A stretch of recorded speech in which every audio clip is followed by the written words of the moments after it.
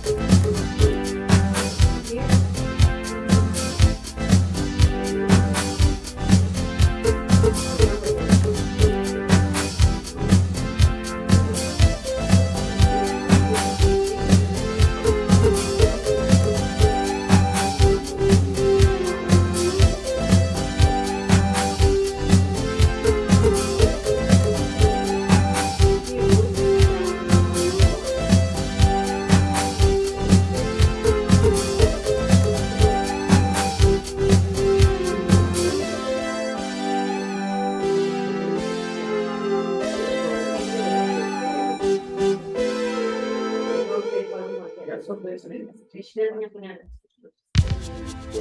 Oh, I didn't know that.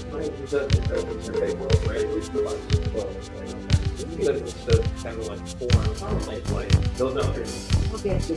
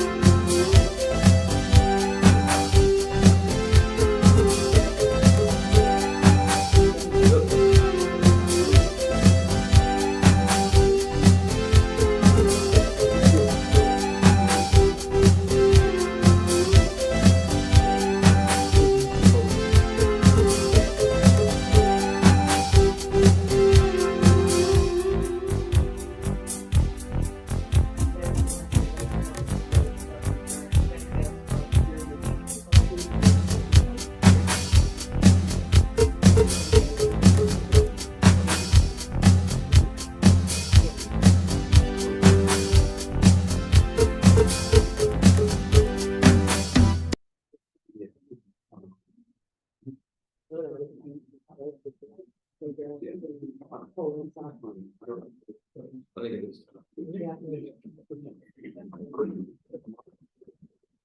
We'll call our meeting to order with the pledge allegiance to the flag.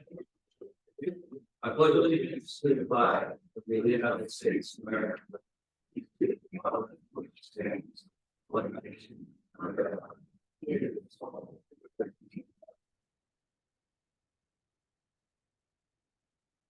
Apologize that our solicitor is running late, and we were going to go ahead and instead of having the public meeting first, we're going to interrupt our normal meeting. And when she comes, we'll go ahead and start the public meeting.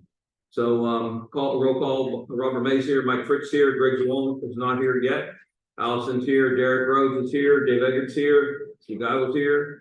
Corey's here as mayor, Pamela is here, engineer, Susan's here, secretary, the Reverend's here, Warren's here, John Linden, solicitor, is running late. Council minutes. Is there a motion to approve the minutes from June 8, 2023 meeting? Is there any corrections, clarifications, or modifications to the minutes, or can they be accepted as presented? Motion to accept the minutes as presented. Excuse me, it's July 13th. Sorry. Sorry. Yes.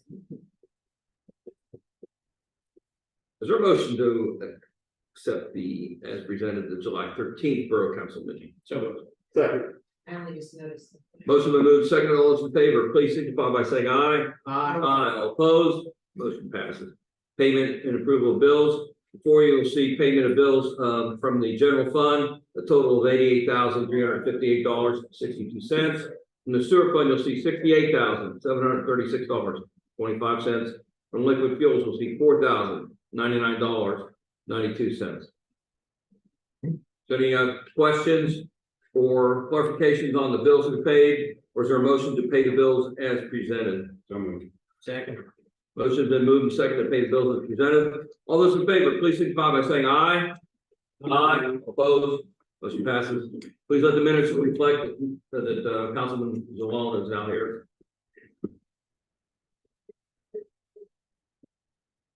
The treasurer's report. Before you'll see the consolidated treasurer's report for July. So our account balances of July 31st, 2023. General fund has $699,466.11.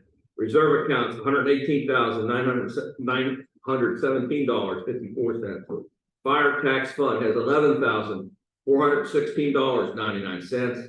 Sewer fund has $108,957.45. Liquid fuels has $262,067.39. And the garage grant, which we're keeping as a separate line, has $4,622.73. 400,000 is the $622.73 reflect The interest so far. It earned in 15 days. 15 days. And we're allowed to keep how much of that? 500. 500. The rest is a lot. The rest goes back. Liability goes back to the state at the end of the project. Motion to accept the treasury report as presented. Final. Motion been moved and seconded. All those in favor, please signify by saying aye. Aye. All opposed, motion passes. We have a public comment period. If you guys want to wait until the public hearing, so all your comments will be on record and be recorded. That's probably the proper way to do it. But if you have any public comments on anything else, or if you want to even comment on that now, there's an opportunity. Hearing none, we'll go forward. Consolidated report, Pamela Stevens, Borough Engineer.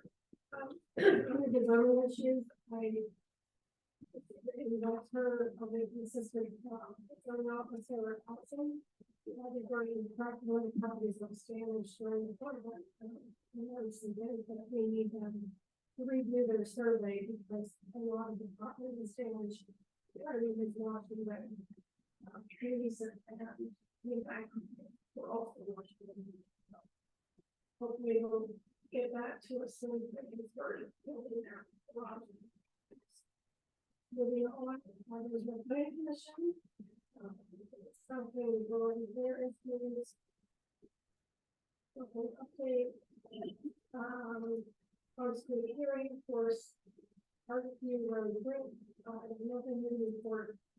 But I did have notification that the published their account for the Commonwealth Financing Authority is opening up a new grant round starting September 1st to November 30th.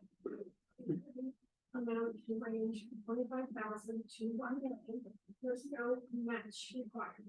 So if you want to go out and share the bridge, if you want to go out and do other things, do it. No match. This is the one, I think it's the casino money, or it's not a fund, it's a fund that just is huge. So they're not like the multimodal, or some of the other ones that are very competitive. So anything that is new, especially safety and community like one, they'll weigh that heavy. So I encourage you, and I will help just apply for several different grants, the LSA and the multimodal.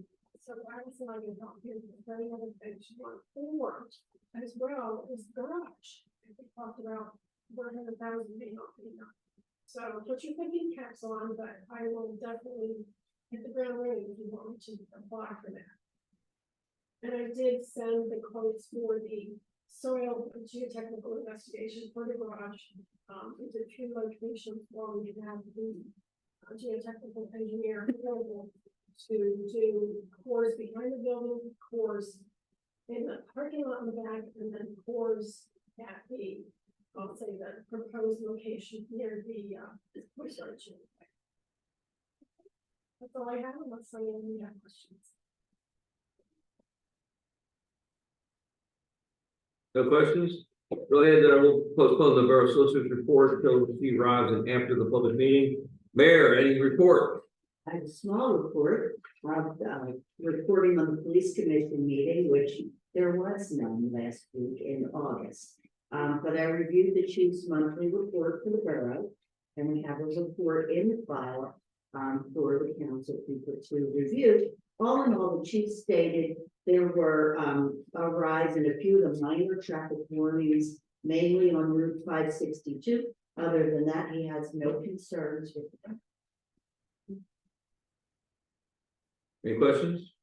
Thanks, Mayor. We'll go down department staff reports. Anything from Borough zoning code enforcement? We'll be sitting down next week with the UCC code inspector and going over a few issues that will more than likely be result in some zoning and code violation. Public safety emergency management, David? I would like to get a motion to approve continuing the declaration of disaster emergency caused by the rain event on July 9th, 2023. We'll make that motion to extend the disaster declaration. And that will extend till what time period? 30. 30 day period. Motion been moved and seconded to approve an ongoing declaration of disaster emergency caused by the rain event on July 9th, 2023. All those in favor, please signify by saying aye.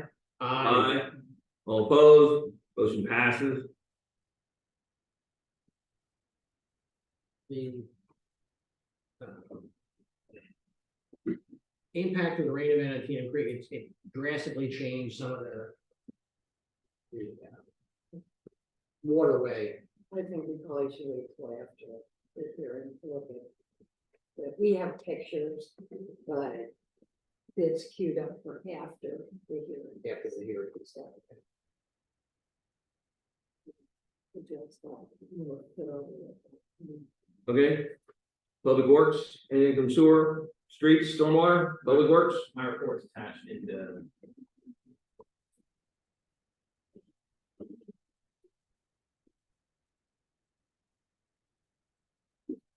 Just any thoughts about, you know, at the end of cycle, you know, that's getting gouged more and more and more by vehicles going around that.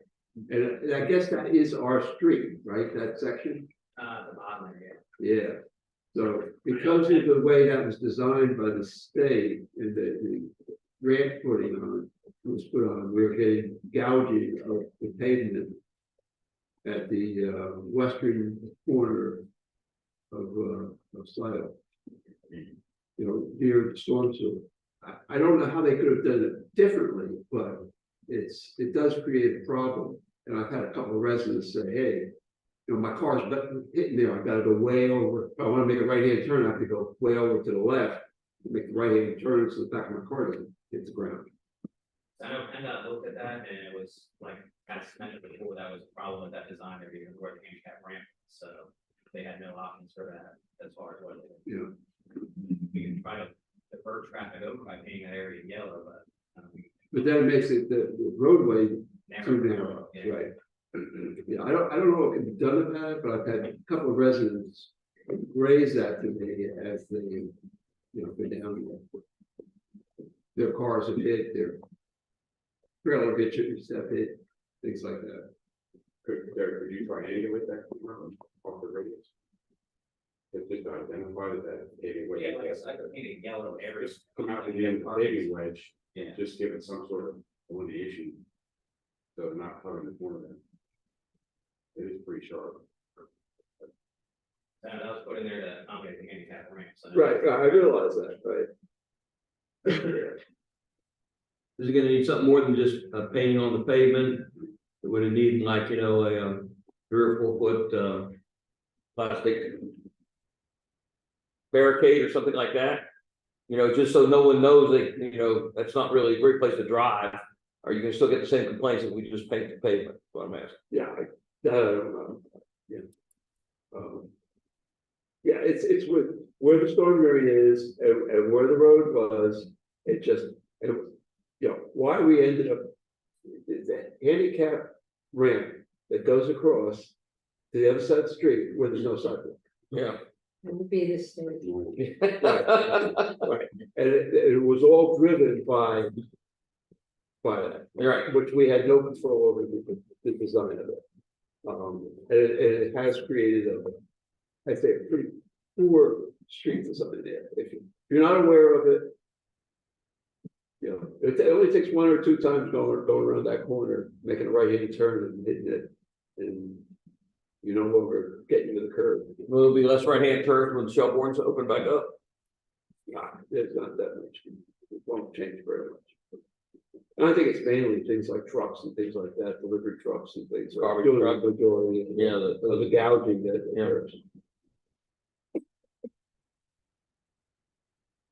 No reports with PennDOT, correct?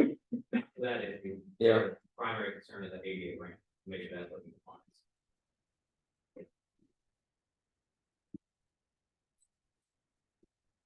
Anything from finance? 98.6% of all taxes are paid. Real estate to the borough. Otherwise, finances. They could have 15 unpaid bills or something. All right. Any from committee or commission reports, library, anything new? Yeah, the board meeting will be this coming Monday, the 14th, and the personnel committee will be making a recommendation regarding hiring a new executive director to begin in the fall. They already have someone selected? We had the interviews last week, and we're just waiting for the regular meeting to make the recommendation. Is it someone local or someone? Someone local, but it's, the salary isn't awful, but there's no benefits associated with it, so getting somebody from out of the area to move in for the position would have been,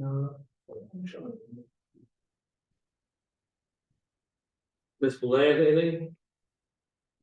Anything out of recreation board? Playground program wrapped up last week. Did you get attendance figures from the, I think they had about 10 to 15 in the morning on average, and they were 20 to 40 at night, depending on weather.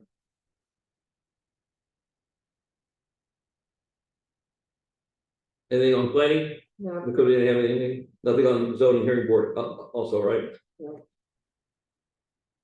General comments, anything else?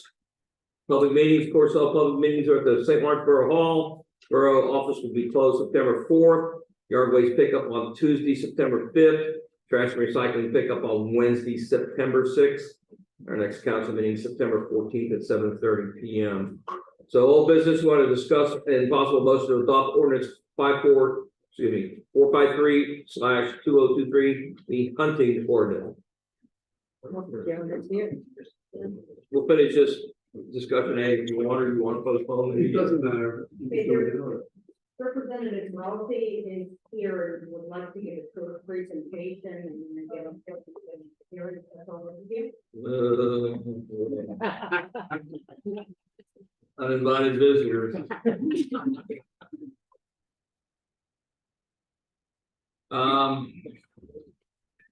Sure. Let me make a motion first. Let us recess our general meeting and that'll give us time for the solicitor to sit up and let Representative Rossi speak a few words to everybody here. We have a public meeting, that's why we have such a large crowd. This is like atypical.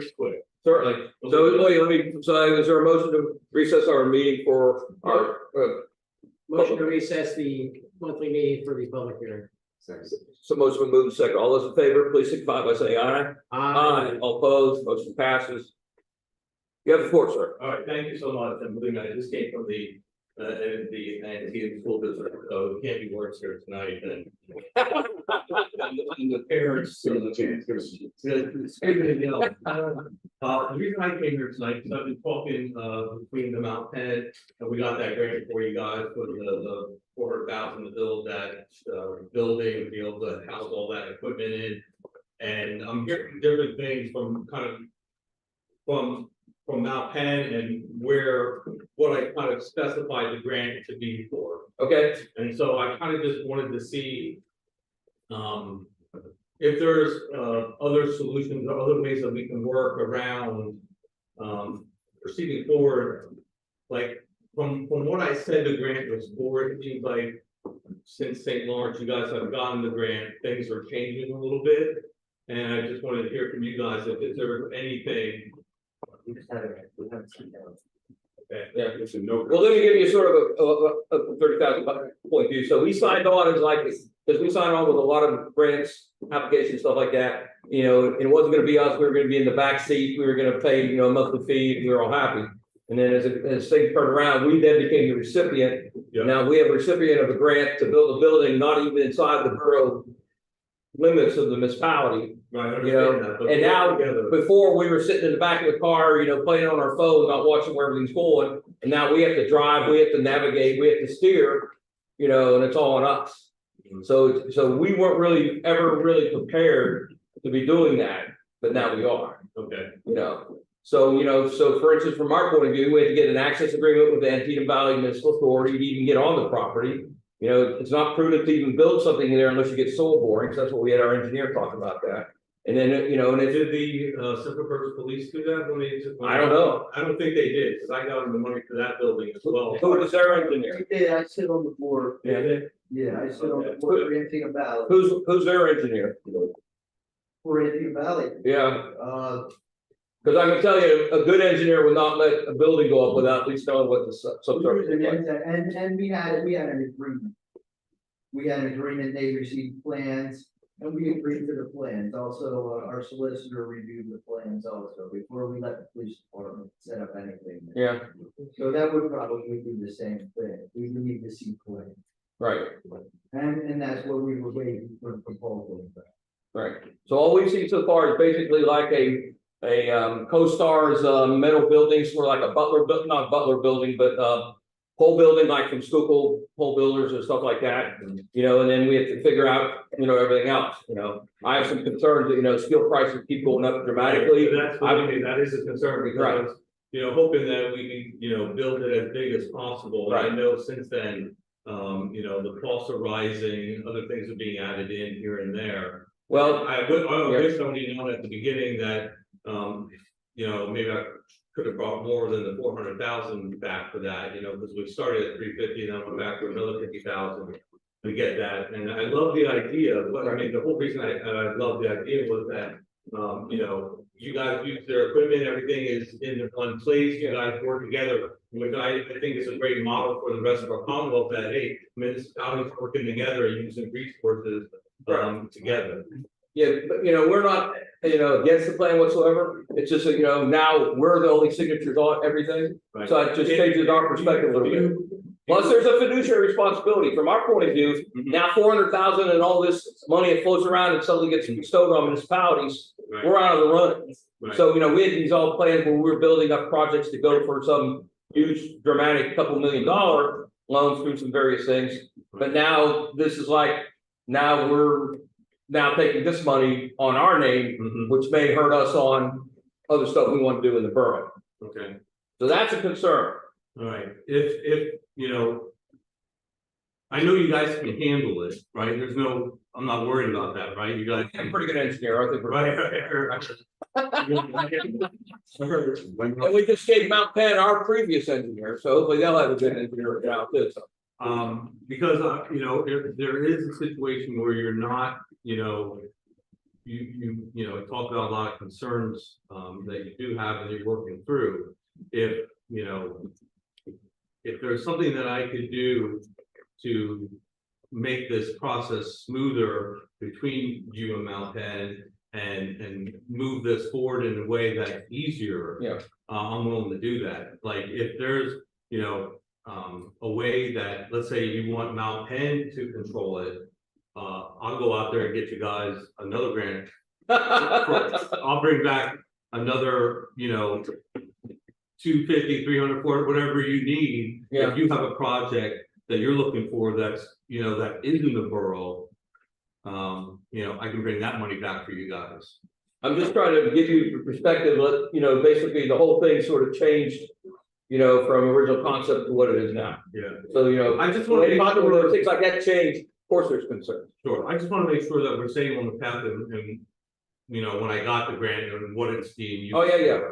That's my main concern is that, you know, when I wrote up the grant and handed it over and forced my people to say, hey, I need to bring this back to my community, this is what it's for. But some of our questions like now is like, you know, as I mentioned, cost of steel keeps going up. So if a five bay building now is not within the budget that was sort of planned out, budget estimate, you know, do you shrink the building and is all the parties going to agree that it has to be shrunk? Did you get a cost? No, but I looked at the building one from was before and I wasn't happy with some of the things. It didn't look like they had done the wind thing correctly. Plus it was in the wrong category, that it was like a shed. And they certainly want to have like an office place there and even a place to eat lunch. That changes the structural. So I didn't consider that bid adequate for all the other stuff. Well, it's going to change the price, probably not dramatically, but that wasn't a bid that, you know, it would be acceptable. If, you know, I think we have a couple options. A, like I said, if, you know, you can switch it over to Mount Penn and I bring back something else here, or what if you give me a number and say, hey, to build it back to the original, what, you know, you would need to make it as big as possible so they can fit their equipment in, you can fit your trucks in, and you say, hey, Mark, you know, we're at 400,000 right now, but they're saying it's going to cost another 60,000. You know, I'll go back and rib the governor and tell him we need more money. Well, I think conceptually we have a capital reserve fund, so we were going to start spending down our own capital reserve to take care of all this other stuff to get to the point where, okay, here's the building size, here's the building plans, purchase the building, because the deadline's December 24. December 31st, 2020. Which is pretty, you know, pretty close, you know, pretty fast. So, you know, I think conceptually we were thinking by the end of this year, we have to have all our ducks lined up and maybe sign some sort of a contract with whoever's supplying the building and go forth from there. Okay, well, like I said, if it comes down to that, you know, to build it as big as everybody needs it to be, if there's an overrun, you know, or even if you give me another something else on paper that says, hey, this is what you need, I'll find the money. Well, I'm getting the feeling that there are no bumps in the road just yet. We had a pretty in-depth discussion about it last month. We all we're building our talking points. I think at some point we're going to schedule a sit down with Mount Penn and we're going to share our concerns and share our ideas. So it might be a little early to think, you know. Well, I just want to make sure that you have enough money to build it the way that. We appreciate that. And you know, I don't want you guys to come back in 2 years and say, well, holy shit, Mark, the building is too small. And there's, you know, I always tell people when we need money, ask me up front before we start building. And then that way I can get that money instead of going back after the fact. But I think we're going to address all the concerns, and I'm sure Mount Penn will also. We'll put our heads together. And if that becomes a necessity, I'm sure you'll hear from all of us. But this is really kind of in the really early stages right now. Well, and this is the help of our solicitor engineer. I'm sure we'll navigate it properly. Well, yeah, there's I say, how the sausage gets made in Harrisburg. Right, there's opportunities of times where there's money available for us to bring back, and the sausage is being made up there, and. Just drop the check off the mark. You know, so you know what I mean, there are opportunities that are in front of me where, hey, if you have a number to build this and you needed to build it in the way that I'm hoping that you build it as big as possible to accommodate you for both, you know, Well, townships we here. build it to our needs and their needs and maybe a little bit of growth for the future. Right. I'm not looking at a Taj Mahal thing. No, nobody wants to Taj Mahal, but you know what, if I don't bring that money home here. Maybe that money's going to Bedford, maybe that money's going to like, I need to, you know, I wanna do what I can to help you guys. I think in our general discussions, we even talked about it, somehow new budget amounts came beyond 400,000. We were just gonna go take that out of our capital reserve and somehow recover that in some sort of monthly cost sharing agreement between the municipalities. I mean, that's how we sort of looked at it when we talked about it in depth last on our last meeting. And honestly, Yeah, we were never gonna stop no. or do anything like that. And of course, we're saying you can't choose something now if you don't look down the road. So it'd be very, probably looking in the wrong direction to say you start making a building smaller just because you have a $400,000 limit. You know, we were willing to stretch that using our own money, but somehow we were gonna try to get that back through some operating. Right, well, like I said, that if you know that your cost is going up to make it as big as you need to, let me know. Well, and the building, yeah, fitting the building, those are additional costs. And that would be a nice piece of change. If we need a lift bay or a lift mechanism in the bay. We need it from an emergency standpoint, we need a backup generating system, yeah, heat, air conditioning, utilities, you know. All those things have to be taken into consideration. yeah. That doesn't. And all I need from you guys is to put it on a piece of paper and email it to me and get it to me with a number and say, hey, this is what we're looking at doing. And if there's any other, you know, little projects that you have going on now in the borough as well, if you have something that, you know, little, you know, things, when I say little, you know, anywhere, you know, little could be 250,000, could be 500,000, it could be, you know, we do. What's your general concept from over in the other municipalities about stream? Because you know, look, you know, between the 5 segments of where Antietam Creek runs through St. Lawrence, which is truncated by bridges, we have huge pieces of concrete and debris that we're probably going to have to go get emergency permits from DEP And to clean that out. Is the worst to deal with. Well, that's why we are engineers. DEP is like, we don't want you in the creek, you know, we don't want you digging, we don't want you doing this. Well, you know, there's no way you can get to the creek between the bridges, even with access agreements, without going down into the creek. So you have to tram up and down the creek to pull stuff out. I have a call into them right now because we're dealing with that over in Montlaw Road, we're dealing with it on Hayden Avenue in Muhlenberg, and of course, over here by the school. I have a call in right now that I'm expecting the secretary to come up to Berks County and spend like a half a day of us going to some of these areas. If you Well, want. make sure he goes all the way down, you know, to the Exeter line when you bring him here. You know, Right, come well, down if through here, you yeah. want, the day I get him out here, I could reach back out to you guys. Yeah. And, you know, say, hey, for this, you know, hour, we'll come to St. Lawrence and then you can take us to your key areas that you wanted, because when we have them in front of us, that's when, you know. Is an emergency funding actually coming from the federal government, or we met the threshold yet? They extended it by 30 days. To try to get the number up Try to the to get the minimum. number up. What is that minimum? Because I read somewhere it's like 23 million. 23. So, they were talking about trying to combine them with another county as well. However, like, we're real close right now, and that's why they extended it. And I was hearing rumors that because of the Antietam School District, their $3 million policy, they actually reduced the number by $3 million. They weren't including that number on top of it. So, we're real close right now, I feel, and hopefully we're gonna have that money. But at the end of the day, we still gotta get DEP to say, yes, we're gonna allow you to go into the streams and, you know, do this. Well, I think conceptually we wanted to clean up all the debris, then take a look where the stream bank erosion had occurred. Then come up with an engineer's probable cost of putting in like gabions or something like that to stabilize the bank. So I think we could jack that number up, you know, but we haven't moved through all that yet anyway, so. Yeah, well, there definitely will be funding available for when that time. And if we find something there was from the PennDOT contractor working on the bridge, I mean, is there some sort of recourse where they're gonna pay for that? That's a good question, and the secretary, Mike Carroll, is a good friend of mine, and, you know, he was a long-term member. Well, that would be a claim against that construction company, not so much PennDOT, but. Right, PennDOT would initiate it though, I would think, and help us to move that along. So, there's always a possibility, that's something maybe that, at a time in the future, we could sit down and talk about then. But again, if there's any other projects that you have, that you are looking for funds, you know, please let me know. And from our view, when they replaced the bridge there by the post office, because it used to be an arch bridge, PennDOT replaced it with a box beam bridge. So the clearance between normal stream height and flood height got reduced by several feet. So whatever gets washed down, that became the dam. That's because all the dams of the post office became the chokehold. Yeah, so so PennDOT, who's like you like DEP so much, you like we like PennDOT that much. Don't say that. DEP, not afraid. It's a very early stage.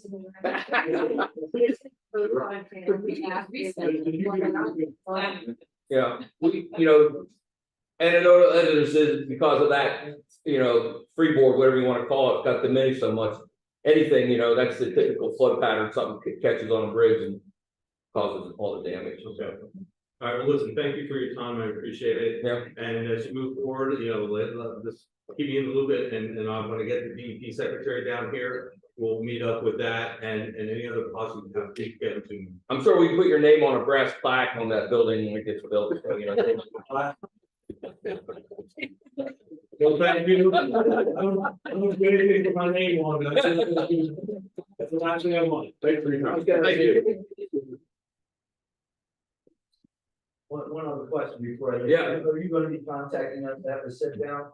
Yeah. Yes. Do you have a time limit or a time frame?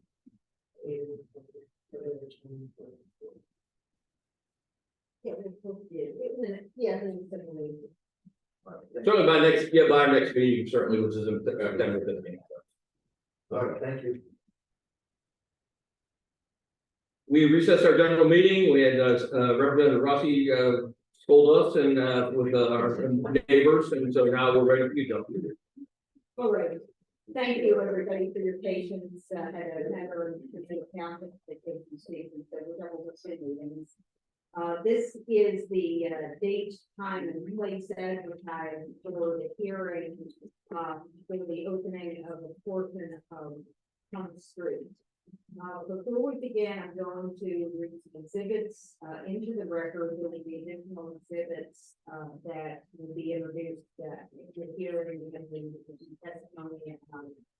We'll present testimony regarding the accepting of the opening for this.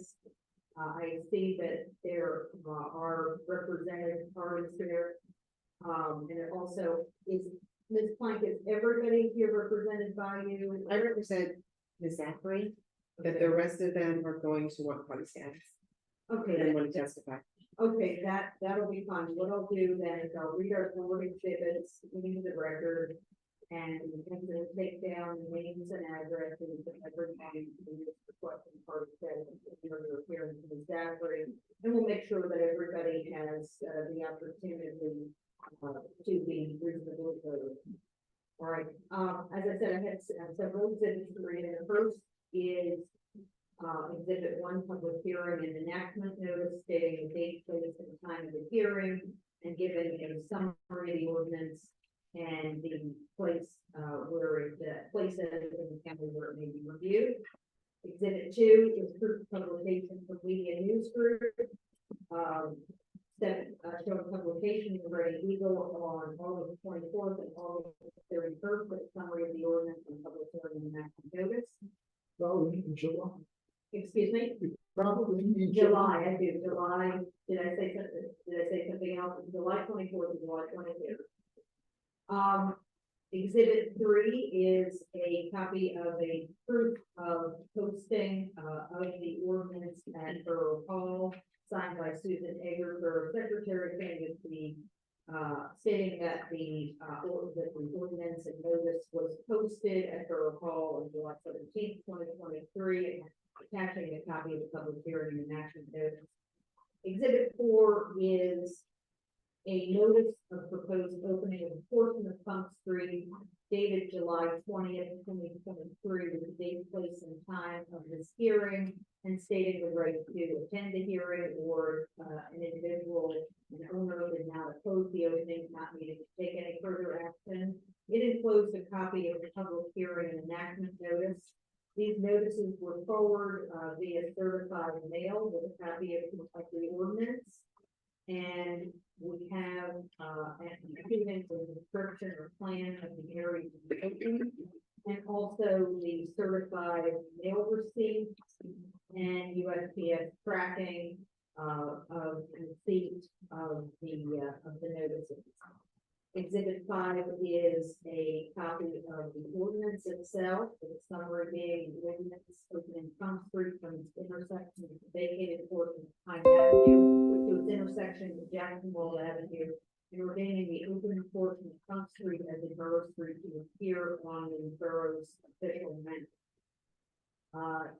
My understanding is there is a represented party, so council will appearance. Yes, Nicole Klein. And address. From my office, 4 Park Plaza, Suite 205, Wyoming, Pennsylvania, 19610. And who do you represent? Miss Zachary? Zachary. Yes.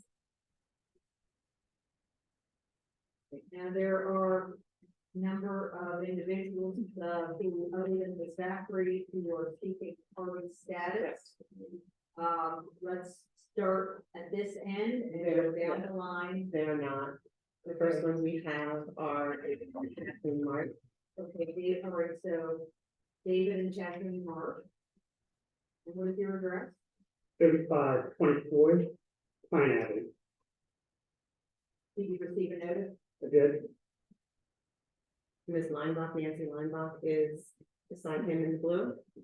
Okay, and you say your name and address? Nancy Leinbach. What was your address? 3161 Jacksonville Avenue. Go to the, or here, you want to enter here? Well, sorry, did you receive a notice and you want the ability to start examining witnesses? Why don't you enter your appearance? Sure, go ahead. You just want party status. Thank you. Yeah, what is your name and address? Lori Bignani, 3539 Pine Avenue. Alabama, L-O. G as in boy, I, G as in girl, N-O-T-T-I. And the 3 of you together? Okay, and, and. I'm so thankful, son. 104 just. Excuse me, I didn't. Spell your name, please. C-O-N-S-T-A-N-T-I-N. How do you spell your last name? C-O-S-D-N. C-O-S-T-A-N. C-O-S. T-A-N. What is your address? 104. Did you receive a notice? Yes. And who else on that road would like to enter in here? My son. Okay, is he the same address? No. Okay, and what is your name and address? Daniel Abram. 223 West St. Road. 7PA 223 was never, did you receive a notice? No, I'm just here with my father. Okay, how far do you live from the area? Okay, party status would be reserved for individuals who are immediately I'm victims. just here for Okay. All right, so we won't go through the party and we don't party, right? Okay, and who else has there here? We have Lawrence Rockamole and his wife Lou, who want our enter party status.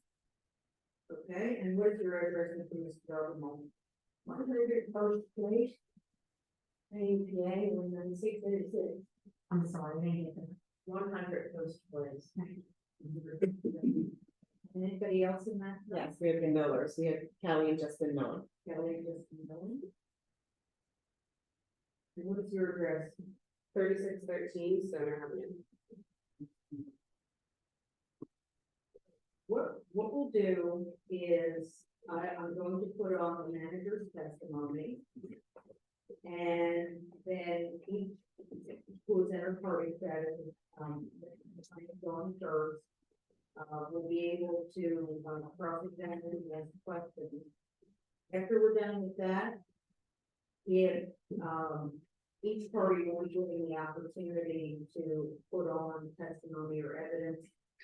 Any testimony will, need to be under oath. Are you in agreement with that procedure? Yes. We can, but are not required to vote on the ordinance this evening. So maybe enough for this evening, maybe take 10 for us. All right, I'm going to first put on the testimony of Allison Weinbach, maybe sworn. You swear that this testimony about to be the truth, the whole truth, and nothing but the truth, the whole truth.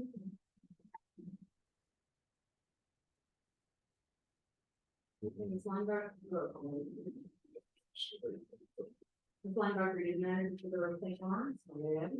As the manager for the Borough of St. Lawrence, are you familiar with the ordinance before council tonight? This is the portion of Palm Street. Okay, so let's get some background for the record. Is it correct that there are several sections of Palm Street? There are several sections of Palm Street with intersecting portions of the street. The original setup was Pine, Stoner, and Jacksonville. He provided me with a map, and this simply shows the portion that is reduced to the entirety of ancient portion of Palm Street. I believe I don't know if it shows the vacated portion or just the portion from Pine to Jackson. But you described the portion from and was a portion of Palm Street vacated at the June 2023 meeting? It was vacated from Pine to Klein. Pine Avenue was already vacated, and from that portion to the intersection with Pine was vacated. What was the reason for vacating that portion of Pine Street? One, the property owners who sat side by side there were originally told that it was vacated, and their deeds showed for their property that parcel had been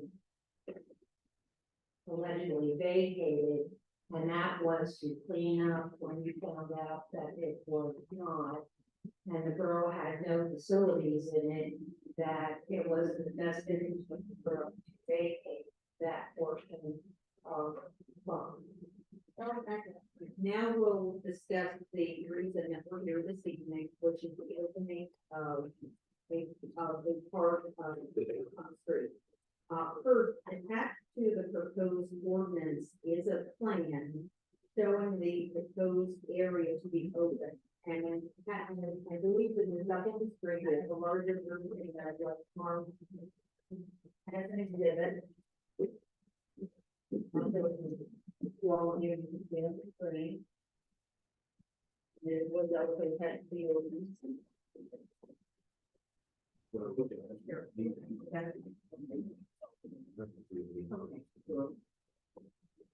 We marked, this is the lead for space.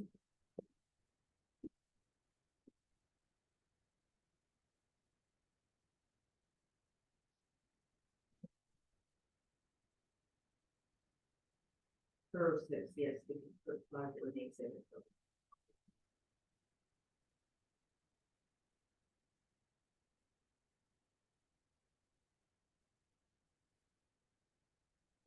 Thanks.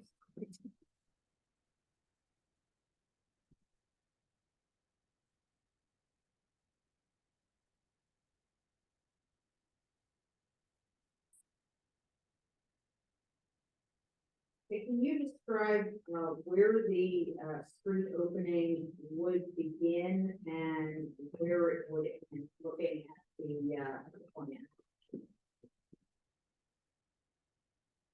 The street opening would begin at the intersection of Pine with Bump. And proceed down to Jacksonville. Are you familiar with the borough's street map? Plan.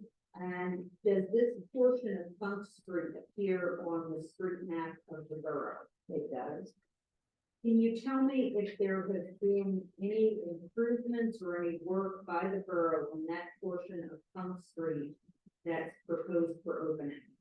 There has been under the upper portion of Funk Street to Stoner Avenue. Is a sanitary sewer line that runs down the street.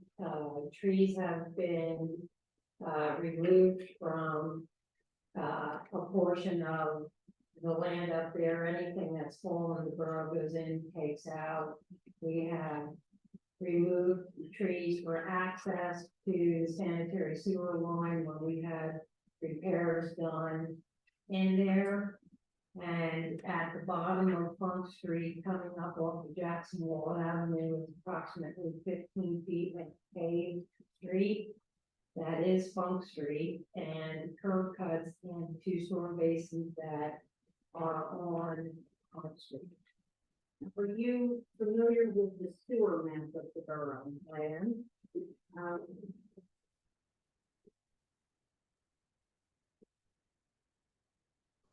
You provided me with several photographs which appear to depict lines and sewer lines, is that correct? Yes, those are images from our sewer or street map index.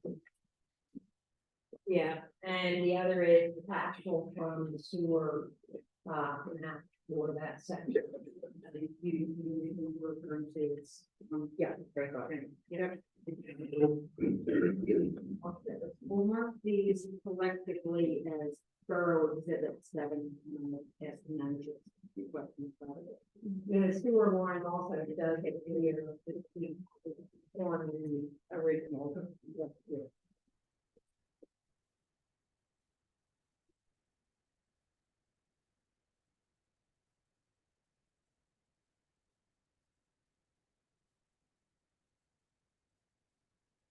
We have what's been marked as borough exhibit 7, and can you describe where the sewer lines are shown in reference to the area proposed for opening? One function. Mostly center line to what would be Pine Avenue coming into it is a sanitary sewer manhole and a turn where the sanitary sewer line then proceeds down what is the unopened portion of Punk Street into what would be the center of the intersection of Stoner and Punk Street. And it makes a turn on the unopened portion of Stoner that goes past Miss Zachary's property and continues on Stoner further. Now, looking at the photograph which shows a green area and a red line, see this photograph, does this show that sewer line? This particular sewer line, that is not the sewer line. You need Stoner Ave. This is the lower portion of Punk Street. That's well, this is sewer line. okay, and that is the one that says 1968 sanitary sewer index plan snip. This is. That is the sanitary sewer. This is Punk Street. Sanitary sewer. Yeah, this is, when you say this is Funk Street. This is Funk Street down to Jacksonville Avenue and right, and the sewer line actually comes across Old Stoner Avenue at its intersection with Funk. And that's depicted on the, that's one. This shows that is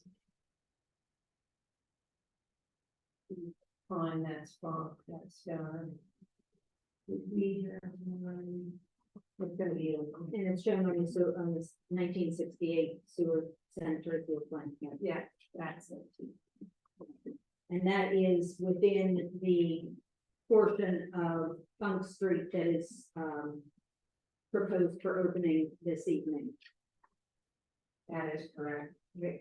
And are there sewer lines within the bed of the road in the area that the borough is seeking to open? Yes. And because of the sewer lines in the bed of the road, is vacating the road to the owners and option? Oh, no. Because of the sewer lines, would owners be able to place structures or fences over areas which are supposed to be open as a street? No, and actually we do have a structure that is sitting on top of our sanitary sewer line, which the property owner will be notified that needs to be removed. Okay, has the borough performed any tree removal on part of the proposed open area? Yes. Why has the borough removed trees?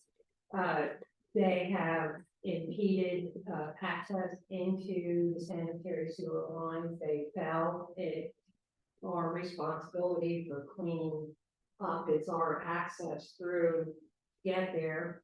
And so we took care of what is, in essence, our access. Regardless of whether the street is open, will the borough continue to remove trees? Yes.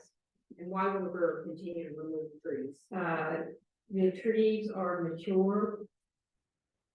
Their root systems are impeding our sanitary sewer line. We just went through a rehab project that completed last year, removing tree roots and relining, and to have preventative maintenance for those sanitary sewer lines. Having it run through a wooded area is not available. A moment ago, I had mentioned stormwater catch basins having been installed. If the street is opened as proposed, would there be stormwater improvements made?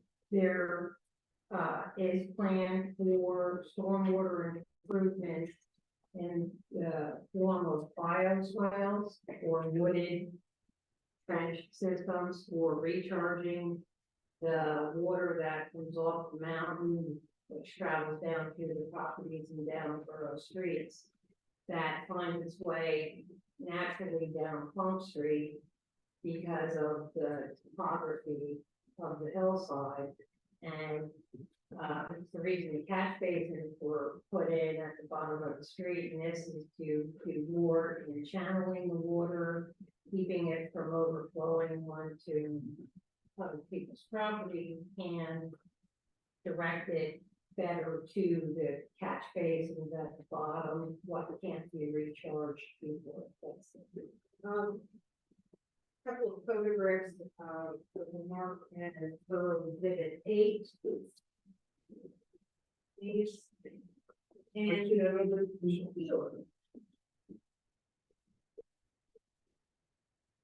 are simply examples. It's basically a quail. One that you ran over here. Oh, it's up on the screen.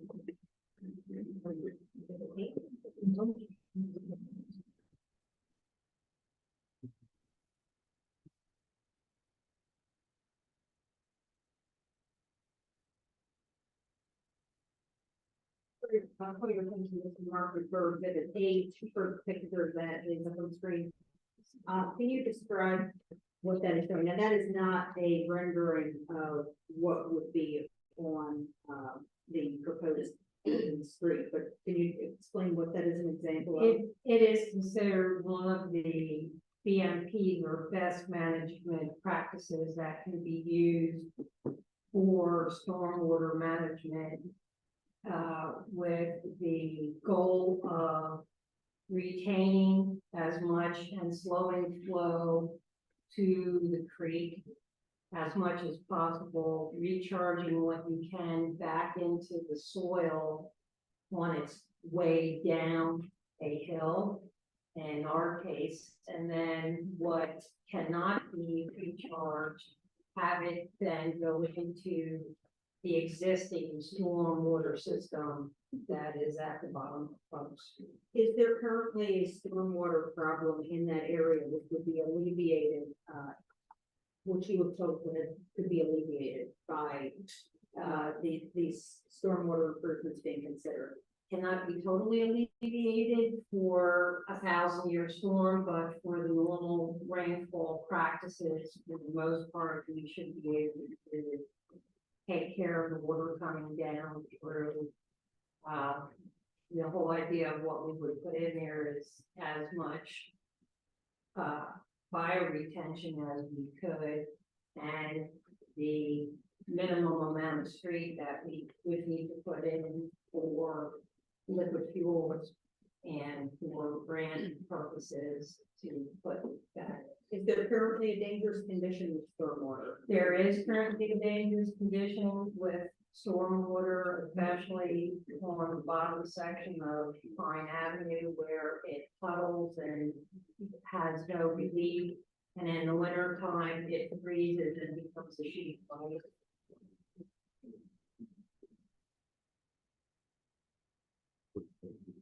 Is emergency access a consideration in this street opening?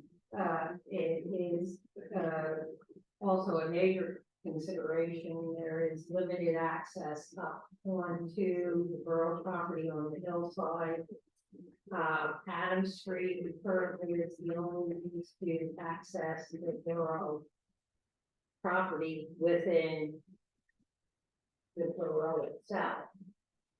If there is any kind of issue, which there was several years ago, a fire at the top of Adams Street, there was people were trapped up on the hillside with no way to get down other than to walk down on the lower section through other people's yards and get rides from family members who came to pick them up and then retrieve their vehicles. Now, there's been concern expressed by residents about traffic on the street and near their homes and other adverse impacts, and I believe we may hear some testimony on that this evening. Was traffic and possible adverse impacts considered in the decision to open the street? Yes. And do you believe that there will be an increase in traffic in front of individuals' houses on the street opening? Technically, it is not, the street itself is not in front of anyone's house. It is to the side of two, it is in front of one across Pine Avenue, sort of, and then it is to the side of one and to the back of two more. Do you believe that there will be an increase in traffic in the neighborhood as a result of this street opening? There will not be an increase in traffic in the neighborhood. And why not? Because there is not a large volume of traffic in the neighborhood already. There is no more than what would go down Pine Avenue or go across Stoner Street, Southern Avenue in that section, or down Walnut Street. It's mainly residential access is the majority of the traffic. You have the trash truck that comes through once a week, and you have deliveries, but it's not accessing anybody's front door. So the use of that would be limited, and the idea of the side street that we would put in, there would be no parking anywhere along it. There really were, the final design has not been established, but 30 feet is what the roadway width would be allowed. 16 feet is what we would plan to put in, which is the minimum we would need to cover, so that leaves 14 feet, which could be 7 feet on either side with bioretention. It could be all on one side. We have not come up with a final idea of what we would be putting in there, but there would be absolutely no parking. And we could have no truck traffic, signs placed on the road too, whether, though there would be limited amount of truck traffic, I can't stop the post office from doing whatever they do. Would this be convenient as a through street? It's not convenient to anybody as a through street. It's not something that I see people traveling up and down on a daily basis. Would it be conducive to speed and traffic? You wouldn't have a whole lot of area to pick up speed at, but I can't see a lot of speeding on the street. Is there any intention to install curbs and sidewalks? No curbs, no sidewalks. Is there any intention to assess residents who have furniture on the street for any reason? No assessment whatsoever. I don't have any further questions. Thank you. Thank you.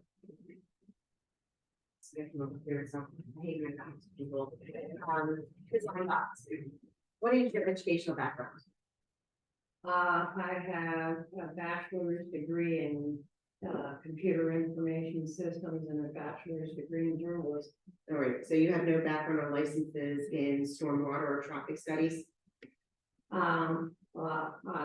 My background in stormwater is that I was a permit completer for NIFTY's permit for. Do you hold licenses? I do not hold any licenses. So there's been no expert that has been hired by the borough to properly assess stormwater and runoff? It has not come up as a detailed study. Has the borough hired anyone, any expert to do a traffic impact study? We have not. You have talked, your testimony was about all these stormwater issues, but yet you want to take a pervious surface and make it impervious. And you want to have, wouldn't that cause additional runoff if you pave the street? No, because by having the setup that we could have, we can direct it actually using the street to have the water go into channelized situation to get it removed without it causing more issues than it does now, where it is free flow down through for the full width of the area. So your testimony is a paved street does not allow water to flow better than a grass or a tree-lined street. In this situation, the paved area can be used to control the direction of the water because of topography, that it will roll off before it rolls all the way down. And you had an expert plan that and put that report together for the borough. We have not had an expert put it together for the borough. So it's just your lay knowledge. That is correct. Who's Jeffrey Leinbach? Jeffrey Lambach is my brother. And he's the one who had the issue a few years ago about not being able to get access to his house and had to walk down and get picked up by you. Yeah, because I live right next door to him, and the people who didn't have access were people swimming in the pool in my backyard. And the fire occurred, and there were people who had to leave, and they had no way to get out because it was blocked by fire trucks. So you had personal friends that were inconvenienced at your property. Yes, they were inconvenienced, plus a neighbor who couldn't get out. Yes, And your brother was inconvenienced as well. 'Cause he my couldn't brother get- was, and I think that we also helped get medication to a neighbor who could not have somebody get to them with medication when they needed. So two of the people who are pushing hard for this are yourself and your brother. unless I'm pushing for it as the manager of the borough for dealing with stormwater and to prevent the issues that we have with our sanitary sewer work. Are you familiar, sorry, back, when was this street first laid out? What year? We have maps that take it back prior to the borough even forming, when it was Exeter Township. It was prior to 1927. I'm not sure the exact date. But it's fair to say longer than 21 years. It has been longer than 21 years, yes. And it was never opened prior to now. It was not open prior to now. Are you familiar with the Borough Code? I am familiar with the borough code. And are you familiar with section 1724B? Well, not off the top of my head, no. I'll read it to you. Don't know too much paper. Section 24B of the Borough Code states, if a street has been laid out but not opened or used by the public for a period of 21 years, it cannot be opened without consent of at least 51 of the numbers of owners of the abutting real estate, and without the consent of the owners of at least 51% of the property abutting the street, it cannot be opened.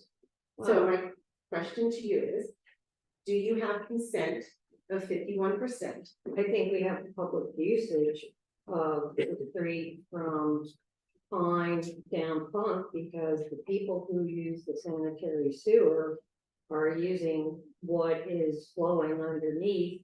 And because the sanitary sewer is under there, we can never vacate. So I would consider that public use of the street. The street has been laid out but not opened. Has it been opened? It has not been opened. Do you have consent of 51% of the abutting property owners to open it? I do not know whether we do or we don't. I think we'll have testimony tonight that will show you don't.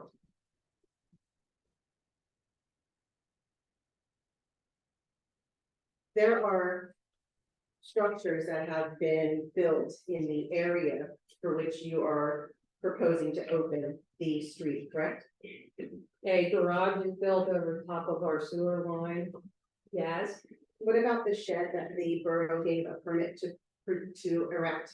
I personally issued the permit, and the person who erected it was supposed to know where his property line actually existed without easements for the placement of that shed. Did you give notice that it wasn't placed properly? Didn't know it wasn't placed properly until we had the survey done. We only just had that whole parcel was surveyed in the last 4 months. What about the fence that you gave the permit for?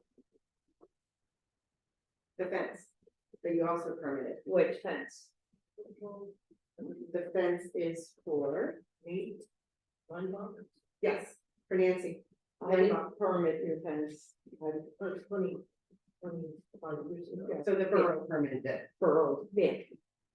Yes, So they permitted her to place a fence on this public street. is it on? Is it on? It's in the 9 feet, 8 inches. On the street itself or within the? Within the area for which you are choosing to. 50-foot wide street. I'm in there 9 feet. It's not, it's 30-foot wide street and the rest is. And I'm okay with it. 30 foot is the street, the rest is the portion on the side for sidewalk. And this whole. I have no further questions. Does anyone from the audience have this? State your name before you ask a question. Make it correctly here for the court reporter. Okay, why don't we start here in the first row?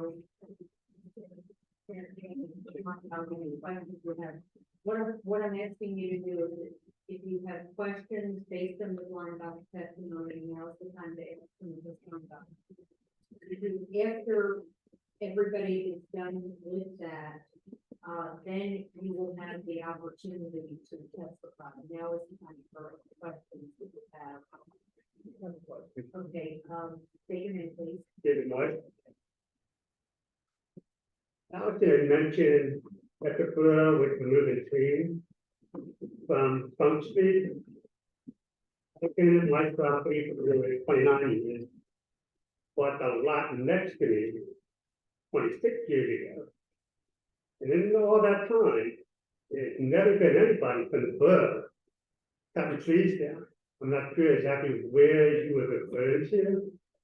There's never been any kind of maintenance in that easement whatsoever. I've been cutting the grass to own that property.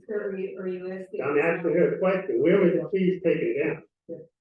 I would have to defer to Derek because he was in charge of the curb. Okay, Derek, will you be able to testify to that? Yeah. Okay, and you can be sworn. I can be. What? It's the swearing. By the court. Yes. By the person. There, DD, EK, RH, OA, ES. He's wearing testimony about the truth. Yeah. The question for where the trees were taken down on this map here, that's presented. There's a sewer manhole up here at the top of Pine Avenue. We had taken trees down in this section right here, right below this. We actually also added a swale to try to divert water off of Pine Avenue and into this area here to try to control water away from that sanitary manhole. Could this be turned because we're. It is on weird, you can turn. Yeah, and Lori, they're saying on your. Yeah, that's So while the exact area of Funk Street may not be the entirety, but it would be the northernmost section of Funk Street where we had access in there. We also had sanitary sewer manhole contractor come in, or our sanitary sewer system contractor come in. And he was at the access point up here where we had to remove some more trees and take maintenance out for them to get in trouble. I guess my question is, when the trees fell down in that right of way, I think the borough never cleaned it up. I'm the one that had to go and cut the trees down. So that's testimony, if you gotta ask questions, you can testify to that. Okay, that's fine. But that is the point, you know, where with the borough, cutting the trees down and cutting them up. That's my question. It never came. Am I answering that now? If there's a question and you can answer it. Okay, the question for where that tree was, we didn't have the property surveyed then to know exactly where that would have been. But now that we know exactly where our property line runs through there to where it would be, that would have been taken care of. Do you have any further questions? Another tree question. When Barry Ewing was in charge of council, I had a tree in Funk Street come down. And I said, my husband is going to pay for this to be removed. And he said it wasn't the borough's responsibility. So from that point in time till now, I paid for every tree cut down that needed to be cut down or limbs cut off because they would. Ms. Linehouse, that's testimony, so that's testimony. Do you have an actual question? You can testify when I question. My question is, if a tree comes down in the swale, which is Funk Avenue, or the street or whatever, will the borough take care of it? Can I call the borough and say, you need to take this away? Am I opening up a can of worms? Yes, you are, but that's okay. We open it, it's our responsibility. It's all is, that everything that would occur down through there, we open it, it's ours. We have maintained, we opened the bottom portion of it already because the curb cuts are in, the streets paved up 15 feet of Funk Street, the storm catch basins are there. We can't vacate that because we cannot vacate any utilities, anything when we own and that's paid. We cannot vacate, get rid of, do anything to the upper portion because we have facilities and it can never go away from being what it is. It cannot be used by the property owners for anything because the easements are all there and all in place. But now, since nothing's being done right now, and won't be done for maybe a year. If a tree comes down and poses a hazard, will the borough take that away? If the borough passes the ordinance opening Front Street, it becomes the borough's responsibility. Okay, so right now, we go back to Bear Eagles, and it's not the borough's responsibility. At this point, if something fell onto property, we more than likely would end up having to go in and clean up some portion of it, depending upon where it landed or if it was up top in where the sanitary sewer line is. If borough opens and does the whole, and opens the whole portion by ordinance, it's open, it's ours to take care of anything. Now, I have another thing to say, but I don't know if it's. No, if you're saying, no, question, yes. Yeah, it's not a question. Okay, it's a statement. There will be time and an opportunity for you to get your full statement. Here's the question. Has anyone looked at this swell? Because to me, a swell is a ditch. There's not a ditch, to my knowledge, as you approach Stoner Avenue. I don't see any ditch, and I've been in there cutting grapevines. So, has anyone looked at that? There is a channel that has been from the portion from Stoner down to Jacksonville. There is a small trench area, which is what overflows, that has water that is coming down, that gets into that portion because the eroded in the side of the catch basin at the bottom of the hill. So, But I don't see a ditch well, it's not up there. it's not a ditch, it's not large. What we would be proposing to do would be to make a much bigger setting, vegetated trees, small trees, plants, everything else, preferably on both sides, so that one, people wouldn't be looking at the road anyway, they'd be looking at the vegetation coming up, so that we have a place for the water to go that is coming off the hillside. It's coming off of technically borough land up above, but it's coming over the properties and coming down the street, and then it's finding its way downhill as water does.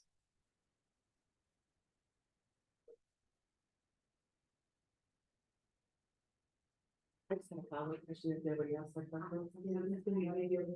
Yes, the reason why there to do, I'm trying to understand where you cut these down. Did you cut any down on my property, 35, 39? No, this would have happened at least 3 years ago. Herb Davis would have been the one that would take care of much of those trees. If you're familiar with the bottom of Pine Avenue, there is a manhole that's now exposed. But before that was covered up pretty heavily with trees. And in that area there, shown by the map goes south. The trees would have been directly in the area there around that. So there would be no notification to the homeowners of the company? We don't need to notify for remediation purposes in our name. It would have happened on your property. Pine Avenue has been ordained, so that is a street. Yeah, so my question is, where Pine Avenue actually ends? You have to get a closer. Somewhere near your driveway. Yeah, I think, yeah, that's a whole other, I guess, that's, my question, Allison, is, can this goal be accomplished in any other way without putting the street in? the trees that are over the sanitary sewer line, that's what all needs to come in. Trees and sewer lines are not happy together, trees and bushes are not happy together, and we have developed our resources and our ability to maintain the sanitary sewer system.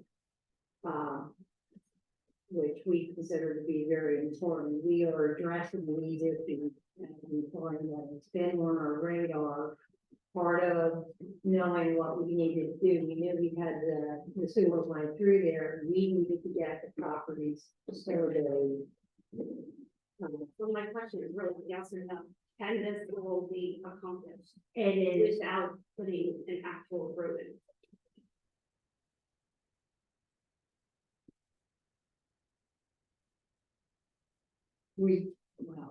we would do everything all but put the road in, but we wouldn't have any money to do it because we can go for a grant for doing all the bioswale work, but part of that is putting a low volume road in, so it covers all of the project, not a portion of the project. So it's way to get the funding is you have to put the road in. Yeah.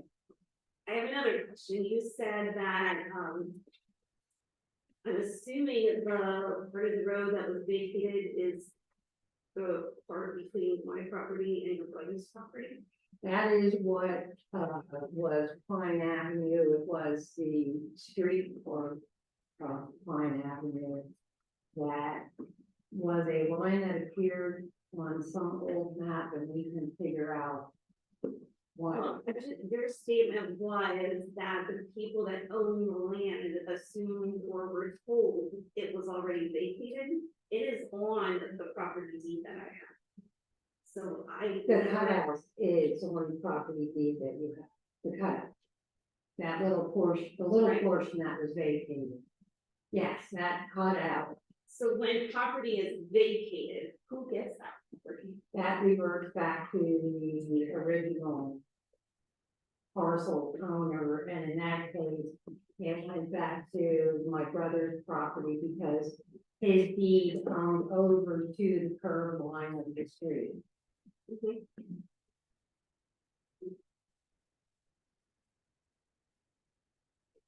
Mr. Glassman, Yes. do you have any questions? Mr. and Mrs. Rosenbaum, do you have any questions? But these guys so far, and you, but did Kelly have any? Yes, I do. Sorry, what's your last? Kelly Miller. So referring back to, I'm sorry, Lori, what she said about a question if you can't do this without putting a road in, but you stated you've had no experts come out to assess. You've had no one come out to look at the stormwater. You've had no one come out to address the residents about it. That's a frozen question. You've had no one come out to survey the land and possibly offer a few options. Correct? Well, we've had the land survey. Okay, but you have had no experts other than your lay knowledge saying that putting this drainage in. And in order to put the drainage in, to get the funding, you have to put the road in. So it's just your knowledge. From Googling, My knowledge in the county conservation district. but the borough has hired no outside resources. Other than the survey. And so is it a possibility to hire outside resources to assess the situation and propose multiple options? That would be up to council.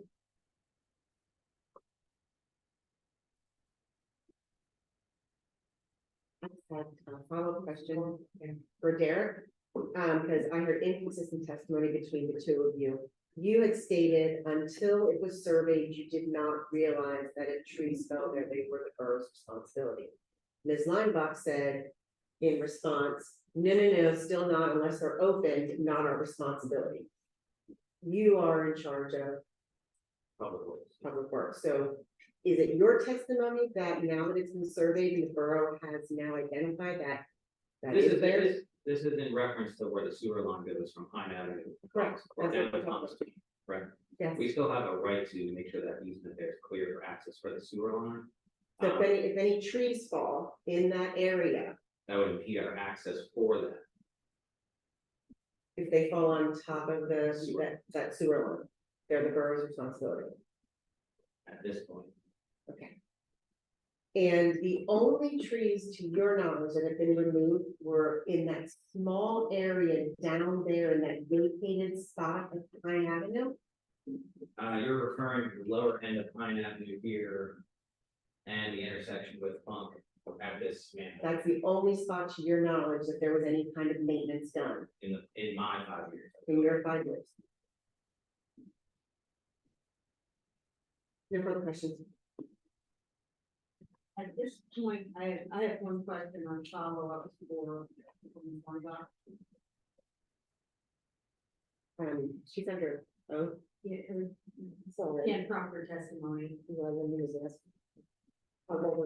The question I want to follow up is, will the borough need an expert, to design the street and stormwater system if the road is vacated? Yes. You said the road is vacated? It's not vacated. Sorry. Yeah. I don't have any further questions at this point, Ms. Plank, you have a case to put on, or? Yes, I do. I'd like to call Miss Bree to. You're gonna be sworn in. Okay.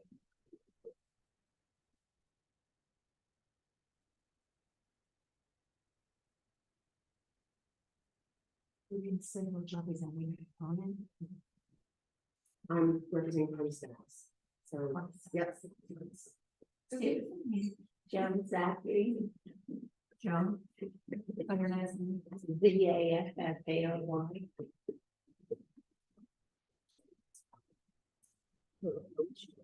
Really not money you're about to get, will be the truth, the whole truth, and nothing but the truth. Yeah. So how the God.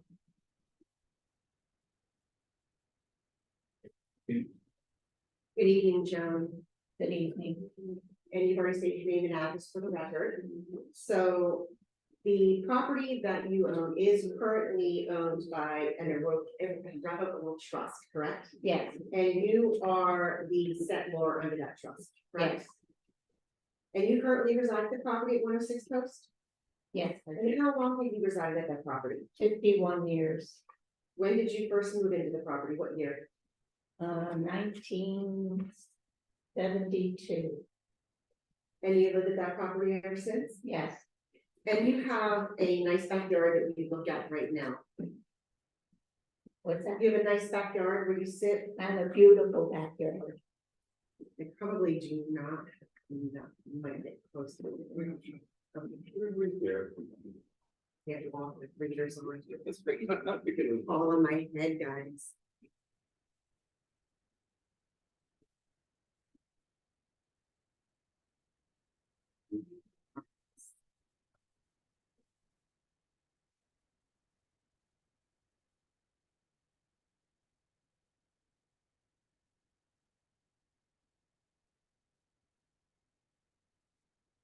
Yes.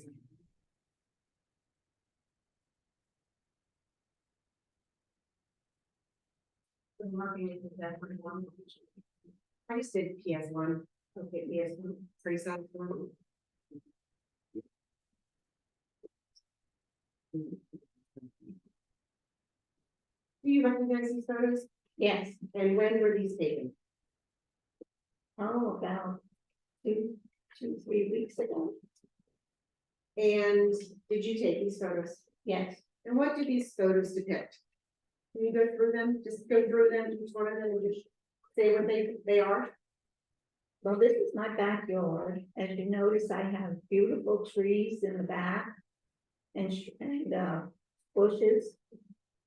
I have animals living back there. I have birds, a lot of birds back there. And I have deer that go in there and bed down for the night.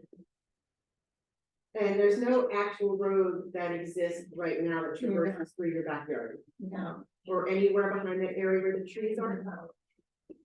as long as you've been there, has there ever been a road there? No, Now, you understand that the borough wants to open Funk Street.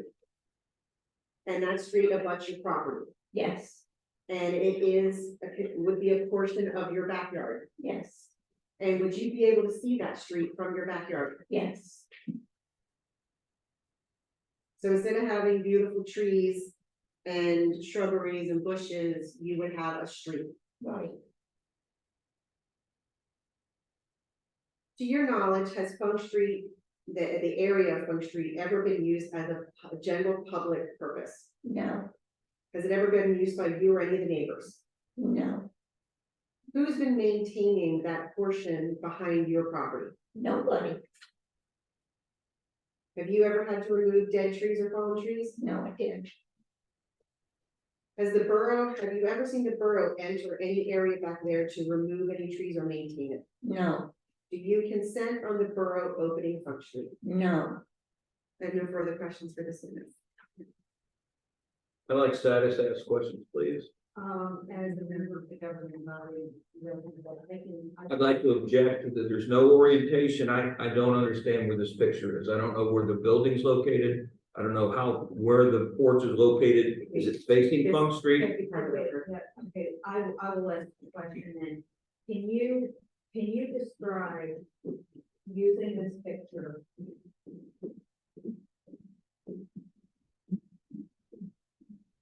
Describe using PS1, where you believe that the proposed Funk Street would come in, and all back here. When you say all back here, back where the trees are. okay, so if you believe it's back where the trees are, Yes. if you don't believe that it is in the grass area. No, it would be right where the trees are, and I'd be sitting on my patio looking at a road. But you do not have any reason to believe that your shrubs, your patio, or the grass area would be disturbed. Not that far, no. It would not go back that far. So, with respect, to that area, are you aware of the existence of sewer lines in that area? No, And before tonight, you were not aware of. I've been there for 50 years and I've never seen anybody put any sewer in there at all. Is your home connected to public sewer? I am with Mount and Okay, so that is your home connected to public sewer. it's in the back. I'm sorry. She's still under oath. Okay, well, what you're saying is still under oath. I don't believe she's being prompted to lie. I have my background, but I have no reason to believe that she's being prompted to tell any untruth. She has testified already. My sewer comes in off of Stoner Avenue. Are you aware of sewer lines though, prior to tonight, were you aware of sewer lines that would have, come in off of, what is proposed as Funk Street? No. And were you aware of the borough map showing Funk Street in that area? Yes, Right, so you were aware that there was a Funk Street that is in that area that's showing. Yeah. yes. Hold on just a moment. Give me further questions. Or outlaws her house. It's looking north, it's looking west. Okay, I'm going to show you a borough exhibit that is labeled 1968 sanitary sewer index plan. Yeah.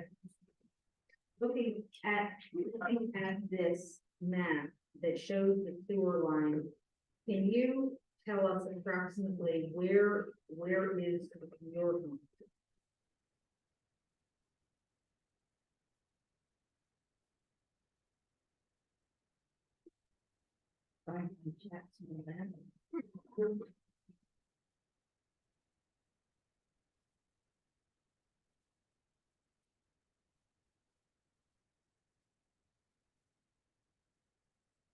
You don't have to open post on. Yeah. Oh, here's post. I'm not. Okay, when you say you're there, do you mean it is near? I am at the corner of Stoner and Post Place. Stoner Avenue and Post Place, so near So it is at the corner of Stoner Avenue and Population. So. Yes, Stoner Avenue, those places. The back of my yard is is at the end of Stoner. And where is the sewer line that's marked on this map in relation to your property? I don't know where the sewer line is. Okay,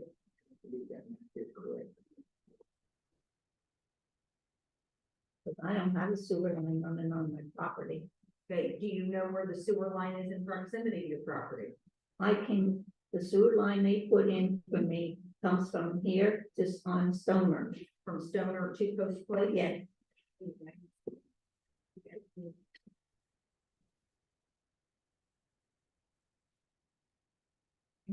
Yeah, I'm still confused. Is this looking, east is looking north or west? because when I had the house built, Okay, are your pictures located north or west? You know that you're looking north or west, located yes, west, you're looking west. yes.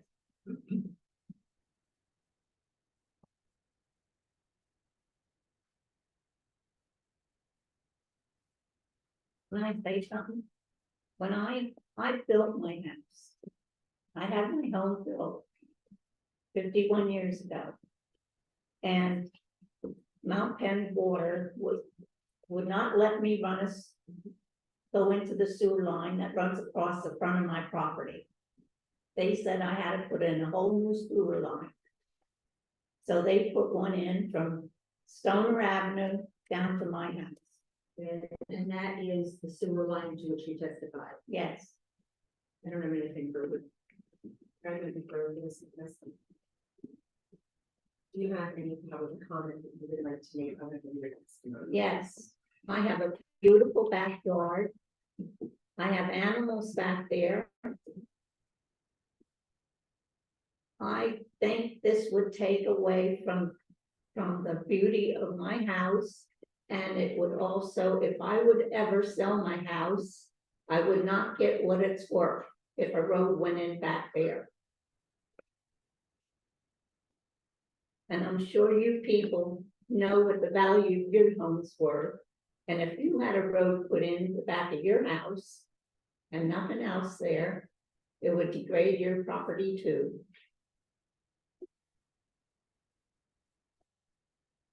Is that given any further?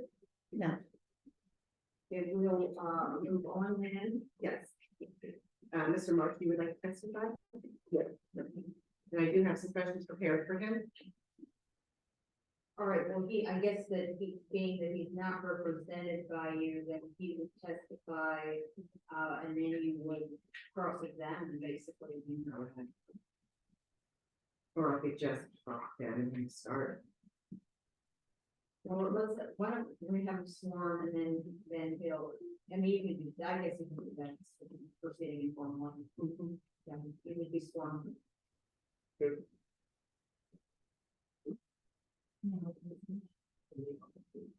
Where's the testimony you're about to go?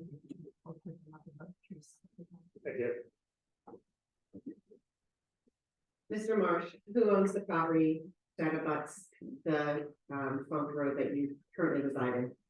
Yeah, Who owns it? I did, my wife and I, So it's titled jointly with your wife, yes, and you currently reside at the property? we reside at 3524 Pine Avenue. 26 years ago, I bought the lot from the Voices, which is at the intersection of Pine and the Paper Street Bump. So you own two I parcels. own 2 parcels. And how long have you owned those 2 parcels?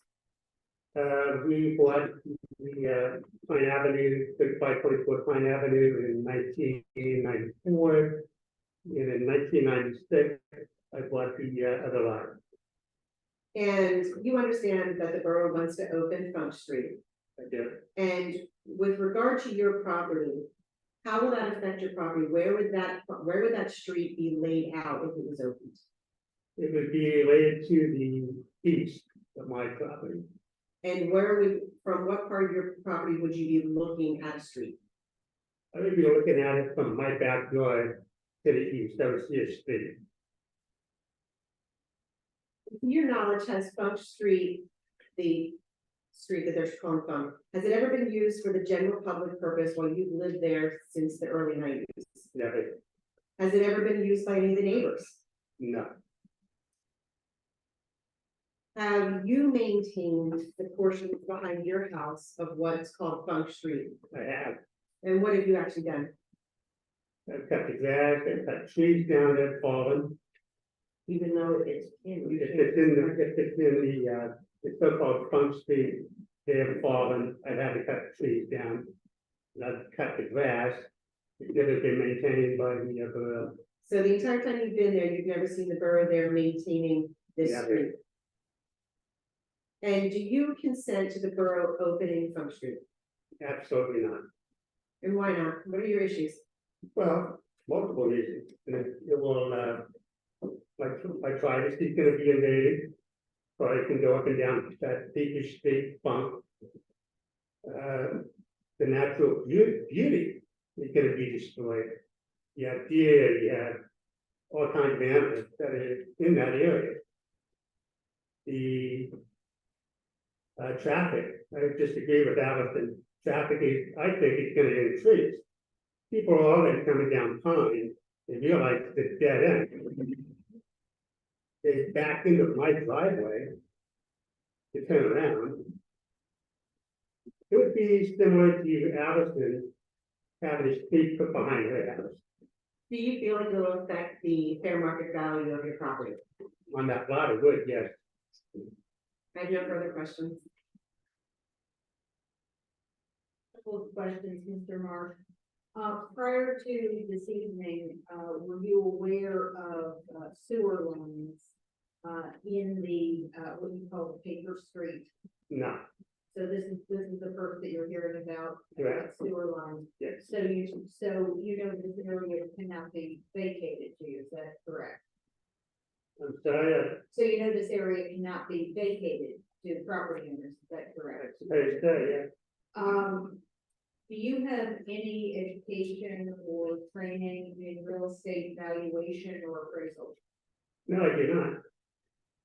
So when you say that you believe it would devalue your home to have a street, that is an opinion, and that is not based on any I type did not say my home, I said a lot. of a lot. I think a lot, in my opinion, would be less valuable.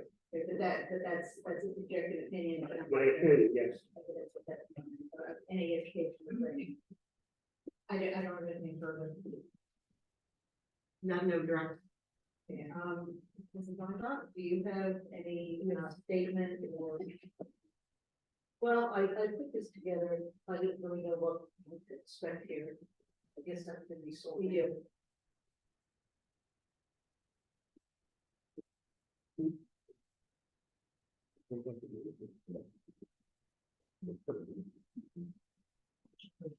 Nancy. Things else.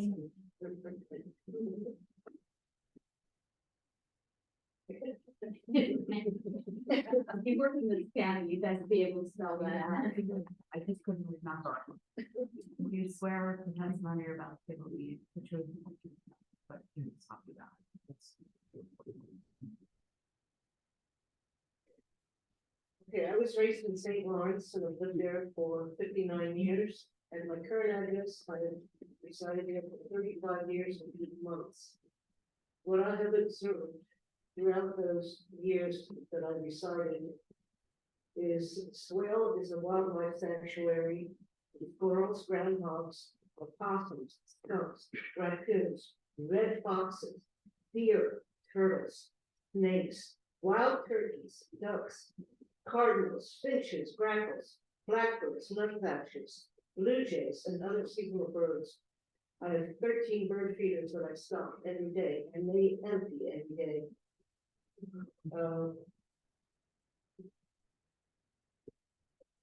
Using the swale toward Jacksonville Avenue, or maybe Naples, And it's just interesting if you look at those trees because they're perfectly spaced. God did put them there, man put them there. And there's also a mulberry tree. The upper backyard, I have pine trees, chestnut trees, more maple trees, and a humongous supply of grapevines and grapes and wild grapes. The grapevines are so old, their base has very thick stems and you can only saw them. You can't use a cutter all over it. Which I do. I do go after them because they're killing the trees. With all those things, you can understand why a large number of creatures visit or inhabit this area. The swale is not very wide, it's more of a ditch. This gets clogged with all of these down branches and tree limbs and trash and new growth. I'm not sure if there's a swale ditch in the upper part of Stoner Avenue, towards Stoner Avenue. I try to keep the lower part open when the water rises and runs across Jackson Avenue by using a long-handled pitchfork, knocking out the debris, and eventually picking it up in trash bags. I stopped clearing the leaves out when I came down with Lyme disease twice. 25 years ago, I had a chain link fence installed to keep the deer out from eating my hospital. And because of those maple trees, there's shade, which cools my house and also gives me privacy.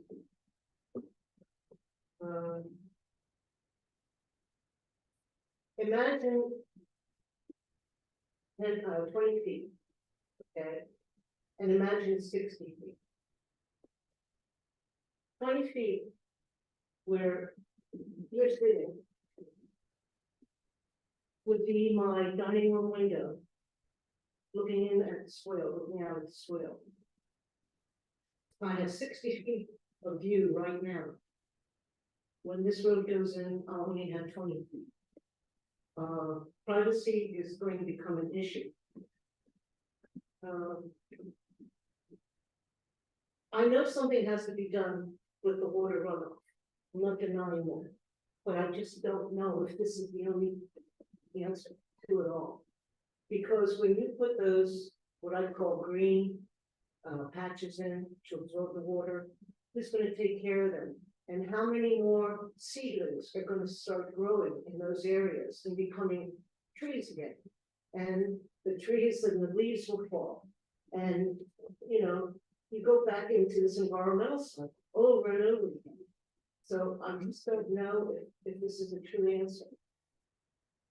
And Alison, I don't know if you have this, but with those maple trees I have thousands and thousands of the seedlings that start growing right away as you know, when spring comes, and I have to walk around and pick them out.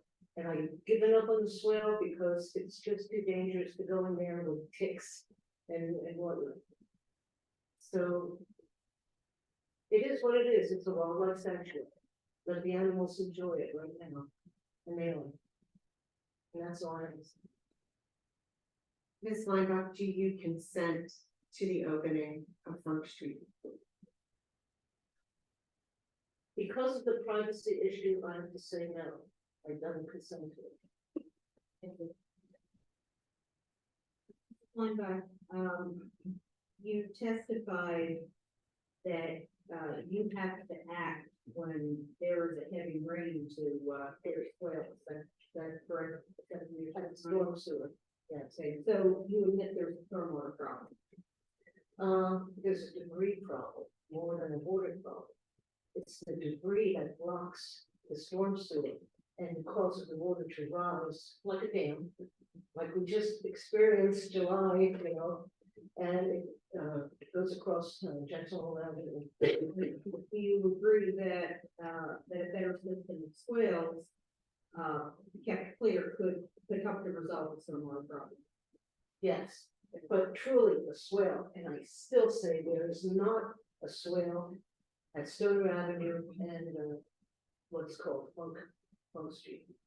There's not a ditch, and you need a ditch. Now you testified that that a swale would impair your vision. Is that correct? Is that a correct statement of your testimony? If the road was put in, yes, it Okay, is. you saw the example of a vegetated swale. Yes. That was presented earlier. Could you show that again? Which I think is pretty. Would you agree that a vegetated swale in that manner would be reasonably attractive and would not impair the future? It would be visually attractive, but it would be too close to my house. One of the questions, you referenced the area as a wildlife sanctuary. You don't have any reason to believe that the area has been designated by the state or federal government as a wildlife sanctuary, do you? No, it's just by the road. No further questions. Just one question. The testimony, it sounds like the borough is not maintaining the facilities, the stormwater facilities that do exist. Right. You've been maintaining them. Right, but I'm going on 70 years old. So in all the years you've been there, the borough has failed to maintain what does exist right now. I've never seen them there. That's the question. And I don't have anything further to point out. Mr. Yoder? Well, Nancy, you were prepared. I didn't know what it was coming to. I did not prepare for anything. I was born again. Okay, and my. And you're gonna testify, I mean, if you would like to, if you'd like to vouch for the other testimony of the others, that's fine too. No, I mean, this is certainly my whole, that I was.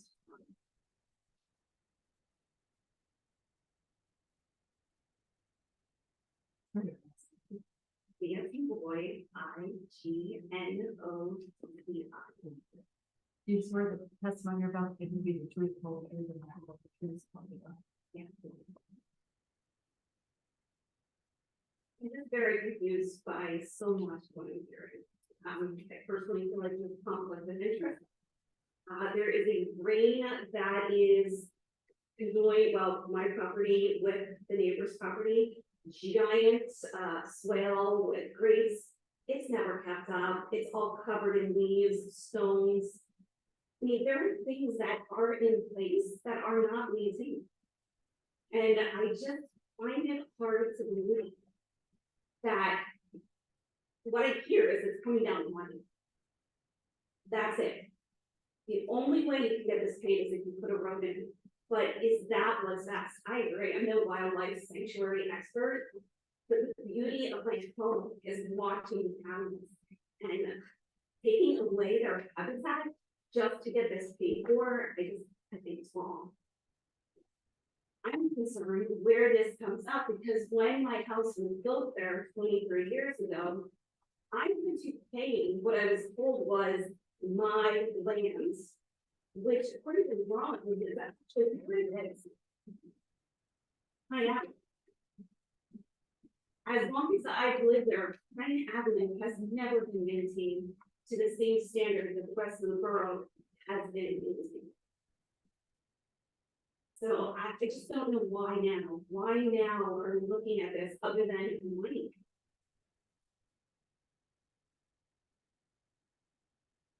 Ms. McGarry, do you consent to the opening of Funk's Road? Not after tonight. No. The other thing I would like to say is I disagree with the traffic. People are implicit, they're curious.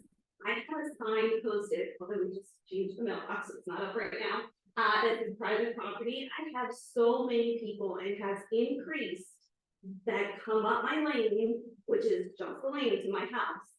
Turn around and turn around and go back down. It is several cars a week. So if you put a street that butts right at my driveway, that is definitely going to increase people driving up thinking it's a street. No doubt. Any other questions? Yeah, I don't even have a question. Mr. Ruffin? Yeah. Thank you, Ms. Warren. No. Mr. Johnson, I do have, you could swear, and I do have. You swear the testimony you're about to give will be the truth, the whole truth, nothing but the truth, so help you God. Oh, yes. Well, not lie, what I say, I don't know. Yeah, you need to be sworn. Was he sworn? I'll do it again. You swear the testimony you're about to give will be the truth, the whole truth, and nothing but the truth, so help you God. Yeah, And your name again? Constantine was not. Mr. Boson, Yes, do you consent to the opening of Funk Street? no, Do you feel that this will affect your property? yes, How do you feel it's gonna affect your property? I think my property is affected much with everybody, you know, because it's nice land, nice deer over there, nice place. And I have a tenant over there, they like how you run out, you know. I have a question. Yeah, I don't even understand. This would have been broader now, are you going to be testifying? They say that. It's broader now, we might choose you, me, Got you sworn in and informed. Guys, raise your hand. Okay, yeah. State your full name. Luther at bottom now. You swear the testimony you're about to give will be the truth, the whole truth, and nothing but the truth, so help you God. Mr. Rockingham, do you consent to the opening of Funk Street? Can you say that a little louder so she can get it on the record? No. Thank you. And can you explain why you do not consent, how it will affect you and the issue you feel that it will cause? And most of the reason that means because I live close to Richmond, Nancy. In the side of Jim. We mow and zap our yard. Which is our yard up there, but we mow it and zap it all the way back to the ditch.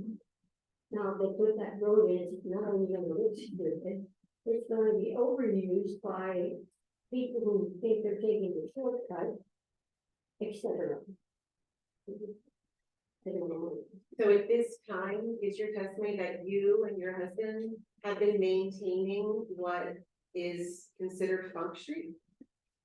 Yes, we have, a garden in it. So, as of now, there's been no maintenance by the borough. No. I have no further questions. Okay, Mrs. Rothermel, when you say that there has been no maintenance by the borough, are you saying you have never seen anyone that you know? I've never seen anyone except maybe cleaning out those sewer things. That's all.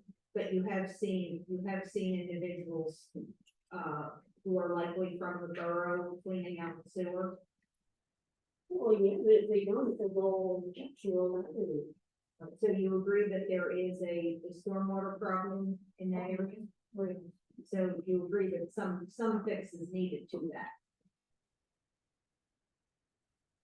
Let's go on to it. I'm sorry, I didn't get that. Yeah, let's go on to it. I don't have any further questions.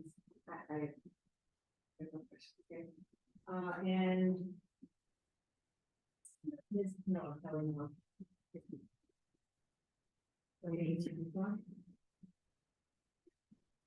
State your full name. Kelly Miller, Do you swear the testimony you're about to give will be the truth, the whole truth, and nothing but the truth, so help you God? Mrs. Miller, do you consent to the opening of Funk Street? No. Can you explain what you feel that the issue will be and how it will affect your property? We have a very private property. We have limited access to our house through post place. As Lori had mentioned, we have curious people that already drive up post place. That end is a cul-de-sac. It's not an incorporated road in Borough. So now you're going to open another road on the other side of my property. People are gonna be driving up there. If there's only 3 houses on Pine Avenue and they're inconvenienced one afternoon because of fire, I'm sorry, but that's not a reason to open the street. The borough does not maintain Funk Street. My husband maintains the overgrowth. That's next to our yard. He trims down the trees. He picks up the debris. I work from home. I've never once seen a borough, anyone from the borough, in my property. Because when somebody does come on my property from the electric company, etc., I go out and ask them what they're doing, because it's my private property. It also endangers my children. As you saw, I have 2 young children. We have a natural fenced-in area with that growth. We have a natural fence between us and them. We have acres behind our house that are wooded. We have a very safe, secure place for my children to play, that people cannot drive around. We also have 2 dogs that they stay in our yard because it's a natural fenced-in area. I don't agree to this, and I don't believe that the water runoff situation will be fixed by taking down the natural trees and vegetation, because it's just gonna find somewhere else to go. I have no more questions. Ms. Miller, you agree that the, proposed, open area, Funk Street, is not, on your property or your property? I understand that it's not my property, but it's been maintained as my property since the borough has neglected it. And with respect to the borough, are you familiar with the presence of sewer lines in that area? I was not aware of sewer lines in that. I'm aware of the sewer lines that run Stoner Avenue, which is also, that's my property.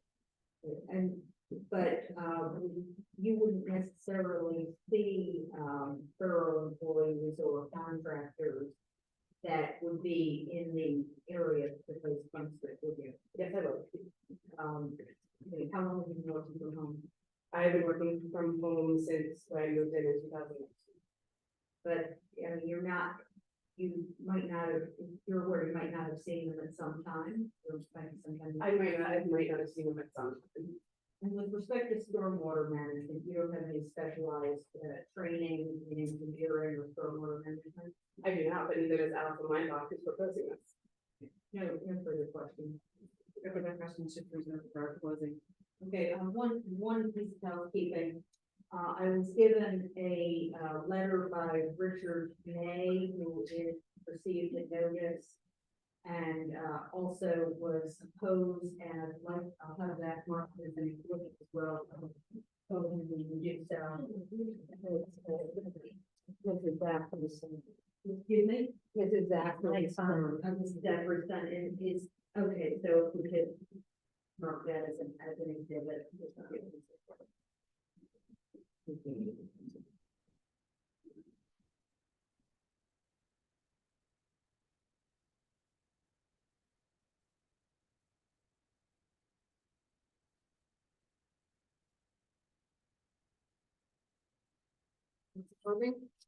If you want to give, if you want to give a closing, you would be the only one who would give a closing. Yes. So, okay, that's Agreed. yes. Thank you.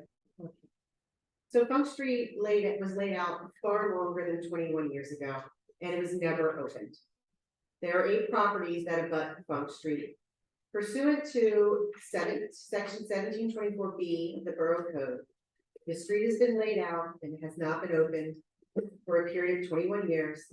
The street may thereafter not be opened without the consent of 51 of the number of owners abutting that real estate. You've heard the testimony tonight. We've had 7 state they do not consent. That is way more than 51%. By law, the abutting properties would need to consent. Therefore, by law, the borough cannot open this street. They would be doing so unlawfully in violation of their own code. Common law is very common knowledge that property owners are permitted to state their fair market value of their properties and testify to the fair market of their value of their properties. They do not need to be real estate experts or appraisers. Additionally, the motive for wanting to open Funk Street is improper. It appears to benefit 2 property owners, one being the borough manager and the other being her brother, which is a direct conflict of interest. The potential benefit to one or two property owners above 8 is not in the best interest of the residents of the borough. The testimony tonight, there were no experts by the borough to show that there is an actual stormwater issue and that what they are proposing will alleviate and not cause additional damage to the property owners above and beyond what the property owners already testified to. Safety, privacy, property value. One of the most pressing concerns and the measure of the burden of the borough is the safety and the welfare of their residents. You hear the testimony of Mrs. Miller and her small children and the danger it could pose to them by putting a street right outside their backyard, where their children now play in safety. You have no expert to say that the stormwater runoff and flooding would not be worse by what's being proposed. Heard a lot of testimony about the fact that the borough does not even maintain the facilities that exist now. So how do we actually know that the facilities were maintained properly, that we wouldn't have runoff or stormwater issues in that area? Why don't we take a few years and actually maintain the area like the borough is supposed to and see if it actually then needs to be opened? And it would actually benefit the residents and not just two property owners. Based on the evidence and testimony presented, requesting the board to open this street is a violation of the borough's own code. Thank you.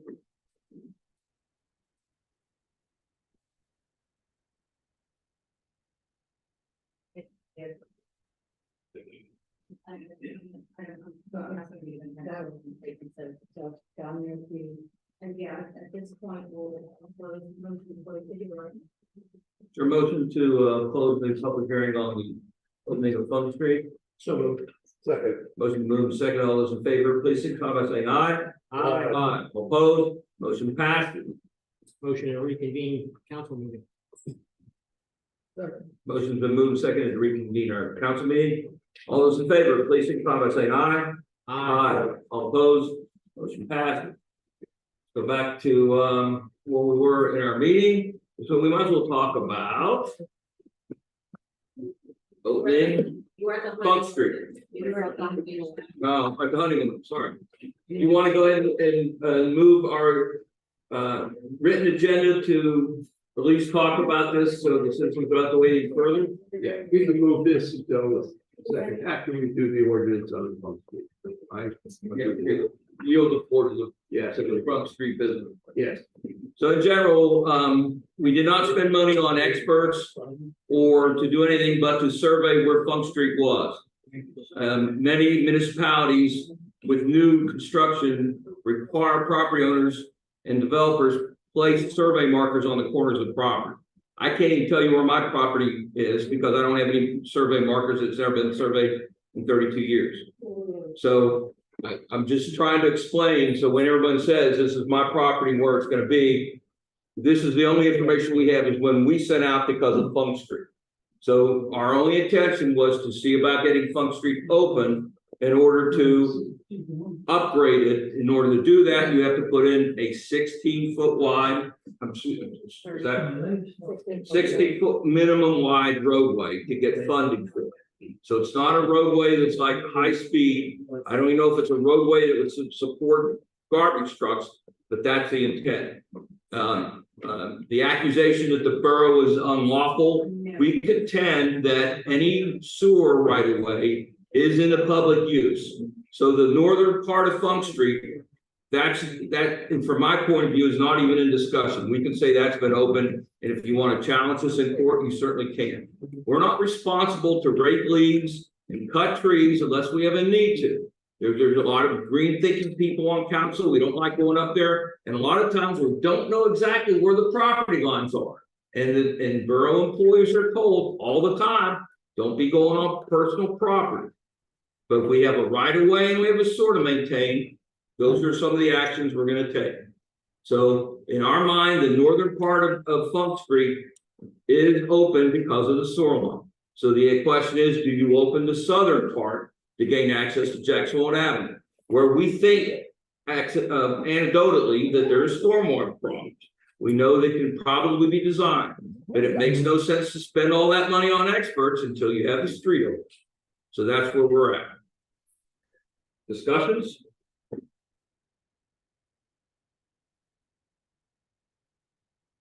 The lower part does not have a sewer line, right? Correct. So under that view, that is not considered as being open by your definition. I'm saying right now, I dispute the fact that the borough is unlawful opening Funk Street, especially on the northern part, because there is a sewer down that paper street. Okay. So I'm taking that off the board. Okay. Would our attorney agree with that assessment? I didn't hear you. Bob says since there was a sewer line, he considers the upper portion as already being open.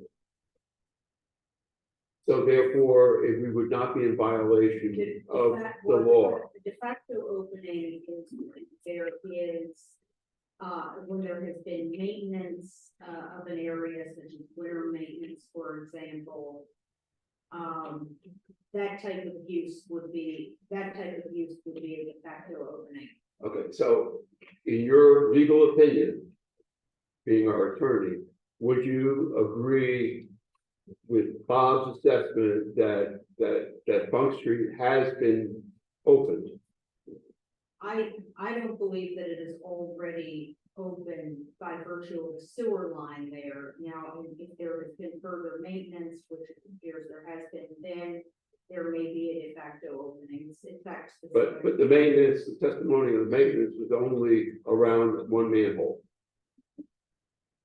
you know, and again, it's very fact specific. There's a lot of paper streets in the borough that follow sewer lines. Yes. So if you want to say that because there's no pavement on there, that road's not open or not being maintained, then why are there all these paper streets? No. Yeah, I understand, yeah, but I'm saying, we even had, so I don't even know what all the deeds say. If the deeds say there's a street there, you know, then we're looking at the 21 years. Is if there's no deed there and we have a right of way over where the sewers are, I don't know. We haven't dug that deep. Just because you have a right of way for a sewer line, like we have right of ways through Beaver's property. Right. Right. Does that mean we can just put a road down that? Well, you have access, you can do whatever you want in your right of way, typically. You could pave a road? You can have access to it. I don't know if you have to pave a road to do other things. Yeah. With an easement, there's a duty with an easement not to obstruct an easement. There's the right of access, the sewer lines, right of access for maintenance. That's what it's. Right. You've got to be able to get access to it. Right, so that especially in roads, it can be repaired and maintained. And we could have access to our sewer line without putting a road through it. But what do the deeds say? Is there an access agreement or is there a road there? See, I don't know. No, it's paper. So if there's a paper street, that's borough property. Yeah, I don't think anybody It's debating. And in the survey, it was surveyed as borough property. Correct. So we basically own Funk Street from Jackson Wall up to Pond. Right, there are limitations about the opening of paper streets. Right, but what all I'm saying is we've established through the survey that is borough property.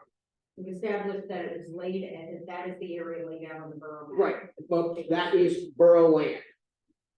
It is not owned by any private property. But it's No, not. no, let's argue that they own. Well, I'm just establishing that fact, so that's the difference between a paper street and a easement, like over Beaver's property. So, A paper street is not, it's laid out on the borough map, but not open as a street. That is not what the property of the property owner unless it's vacated, but it is not a street for public passage unless it's open to the street.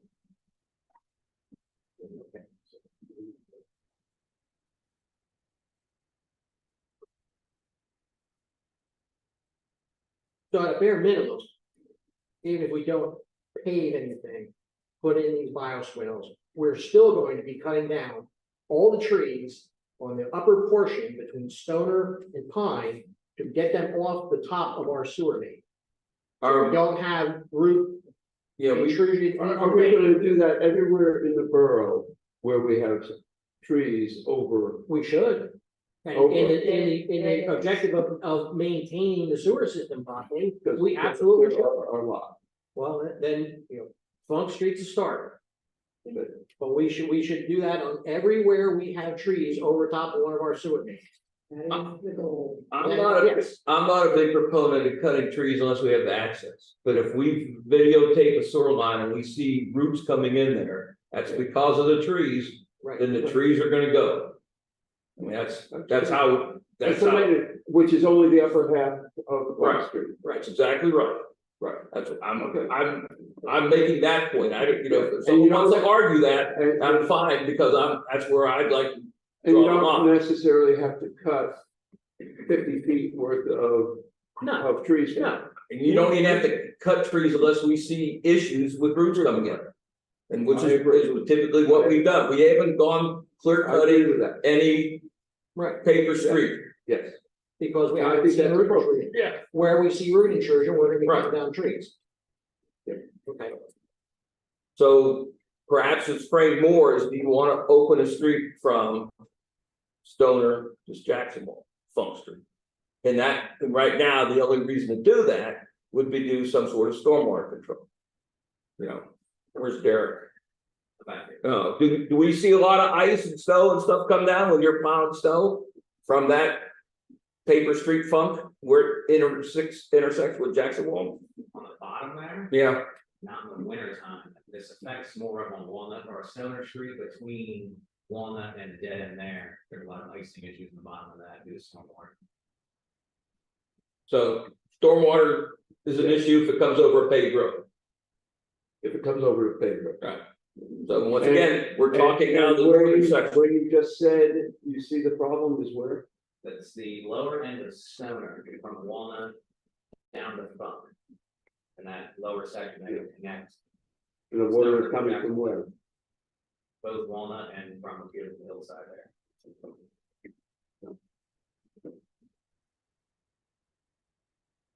Thoughts then?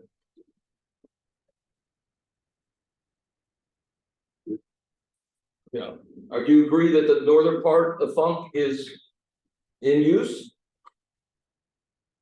I do not know whether it meets the legal terms of what was presented here.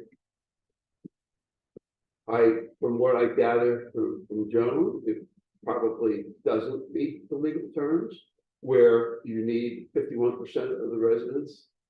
Then how do we maintain our sewers down paper streets if we don't take that position? Oh, you can go down and maintain it. The issue is putting a road in. Oh, and paving and opening it. Right. Yes. Right. Yeah, so once again, I'm trying to differentiate. I believe that. Yeah, are you arguing north of Stoner or Stoner to St. Lawrence? There's a whole lane. I'm just asking. For clarification. Well, the sewer implications are north of Stoner. Right. Between There's Stoner and Pine. There's your answer. Right, that's the only place it would be for maintaining the sewer line. Out there. And there you'd only have to be doing, if you have roots, I agree with you. If you have a root problem, you cut the trees down as close to the root problem. Right. You don't need to go and cut the full width that you put for a road to go through. there. Right. Well, We at least have to cut wide enough to get equipment. Equipment to get down there. Yeah. Equipment as needed. So. There, at the bottom of Funk, or Google Earth, at Jacksonville Avenue, I see 2 4 to 5 foot catch basins. Yeah, there's 2 4 gates. Okay, there's a water bar in there to kind of retain anything that would come down. Forget the last storm we had, that was exception out of the rule as far as water. Do we have any issues with, under normal circumstance, of those not doing the job? So there, it's tough to say because of the topography of that area, because right behind that area is unpaved. Yes, I know. And you have the area next to the Nancy line box that has a hole drilled in the side. And borders. Yeah, of the catch basin, so that channels the water into that one. Mhm. Now where it goes from the other side of that street or even off the top of that mountain, dirt, I'm unsure. But we don't have an ongoing problem at the intersection there where under an average rainfall, we're not getting ponding or anything there because that system is not. being Not affected. unusual.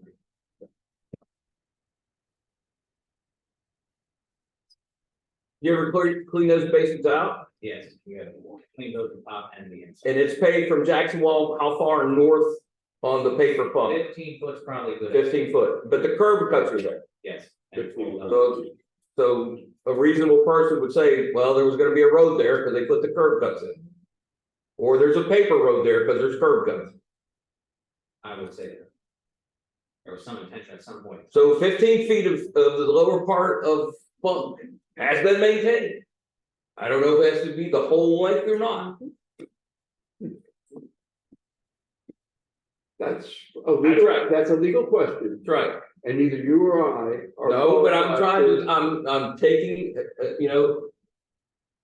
I'm taking a point, we're being told, well, you can't do anything with Funk Street, because I don't believe that as a true statement. I believe the northern part, we have a clear line where we have a defensible action if we want to take it.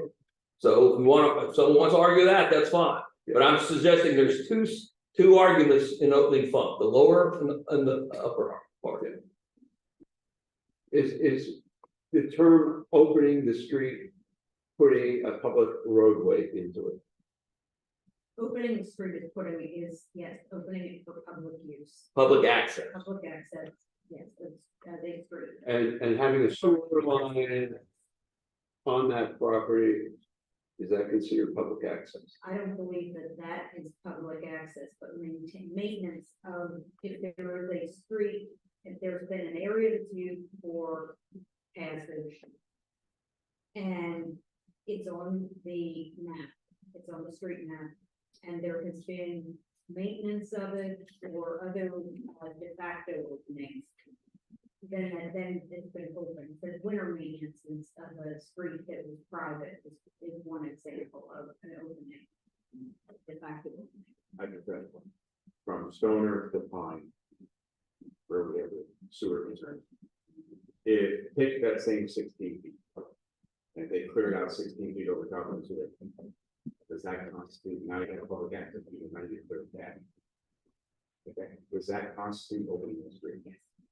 Because you now contribute to the accessibility of that block, if you want to call it. I think that when there has been an action, an affirmative act to open the street, to make it available and make it useful for public passage, then that's a de facto opening of the street. Public passage, what do you mean by public passage? Is that requiring somebody to walk on it, or is that being the ability for a vehicle public vehicles For street vehicle. to meet state requirements road with? Yeah, not. That's not true, you can have a road to a, townships can have a road to their own standards, it doesn't have to be a PennDOT standard. You can have a dirt road. And in our ordinances, what there are ordinances which define our road standard. When we have a developer put in a new road, we do, yes. Yes. So But I don't know if we have a road standard for our current road system. well, there's been ordinances for a long time where a lot of the roads have been built to. Right, That correct. required it. Yeah. So if we were to put a road in, we would be putting it into that road standard, right?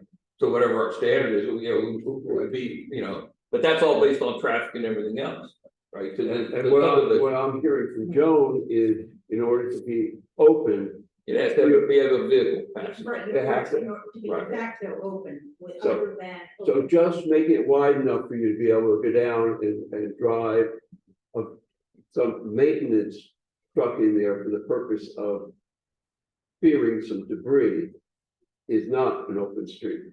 Is what I That, get. that. hold that thought. Getting back to my point about clearing that now, if we have people, other residents up there, maybe even some residents, going up to the top of Pine, now you have a clear path down.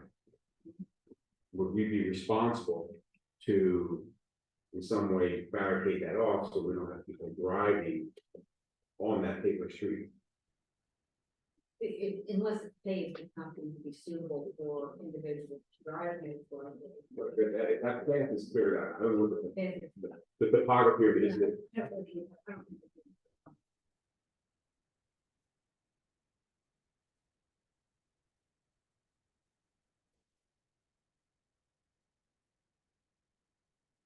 Questions, comments? Motion to vote? Anybody?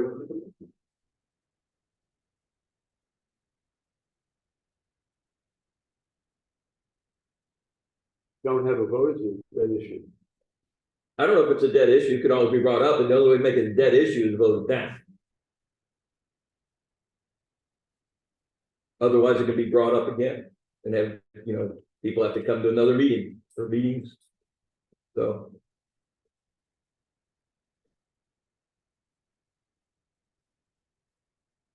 Usually the vice president makes all the motions.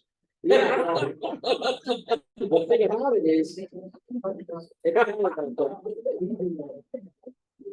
I mean, at this point, before I do anything, I'm gonna make this comment.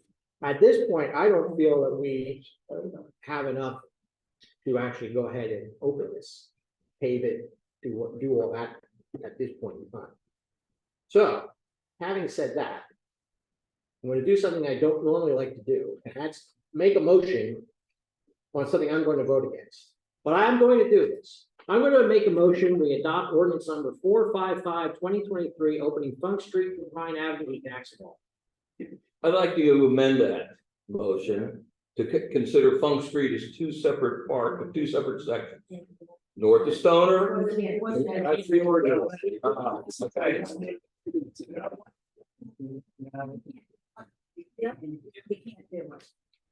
And I won't do it. So that, my motion is what's written there as it stands. Someone seconds it or they don't. Okay, what was the motion again? I'm sorry. To adopt the ordinance, opening Funk Street from Pine to Jacksonville. As written. How is the ordinance written? It's in its. We had a second from Councilman. Yeah. So is there any discussion, or the motion's been made and seconded to open, adopt the resolution to open Funk Street? Councilman Zillow. All those in favor, please signify. Take a roll call. Roll call, please. All those in favor? No, one by one. Call us by name and we'll vote. Yeah. Greg Zawilla, No. Michael Fritz, No. Robert May. Yes. David Eggert, No. Laura Lubenow. No. Trevor Benetton. No. Steve Guidel. No. It's 1 yes and 6 no. The nays have it. The nays. Thank you all very much. Fuck you all. Thank you.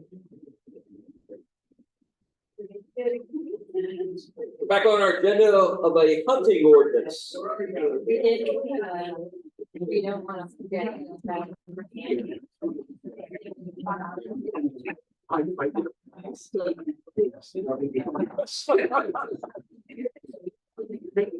Can you two up and get a free?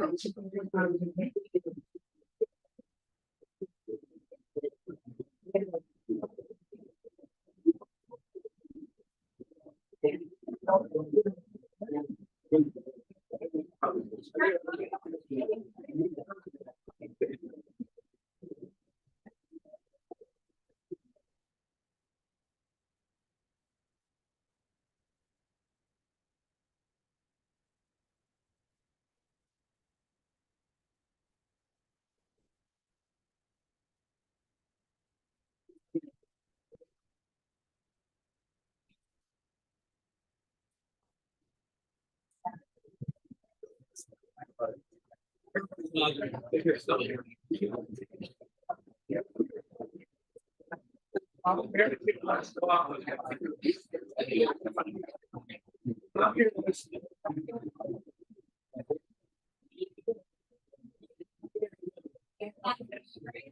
there, and continue for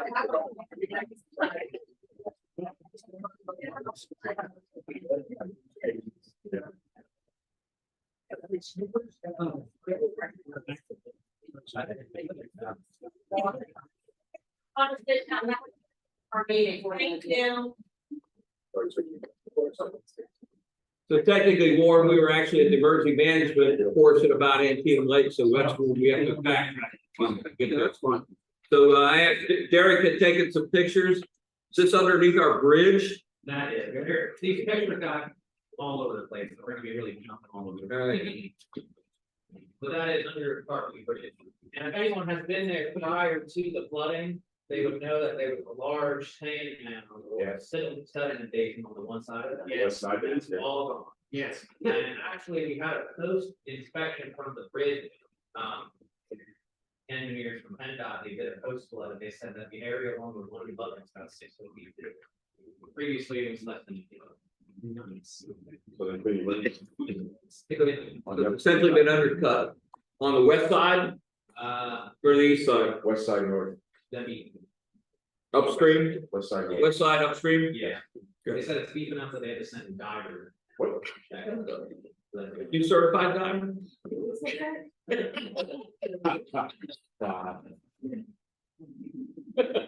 Derek and I looked at it, we could not see, of course, the stone, water.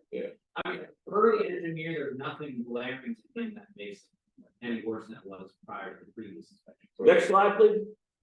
So it hasn't undermined any of the, structure? Not that it's- But like, so they're gonna have to bring in a diver to go and check underneath the truck. And that's looking downstream from the bridge? That is the 494 Parkview, after Parkview Road property.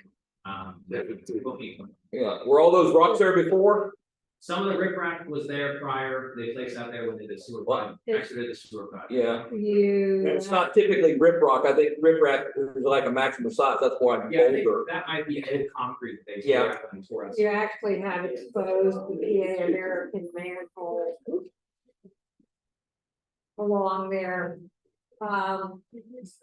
If the letter that went to, that came to the borough about Mr. Molnar's property was one of the requests was that they resurvey that property in light of all the damage that has occurred. Yeah, you can see where the pavement has been damaged from the water.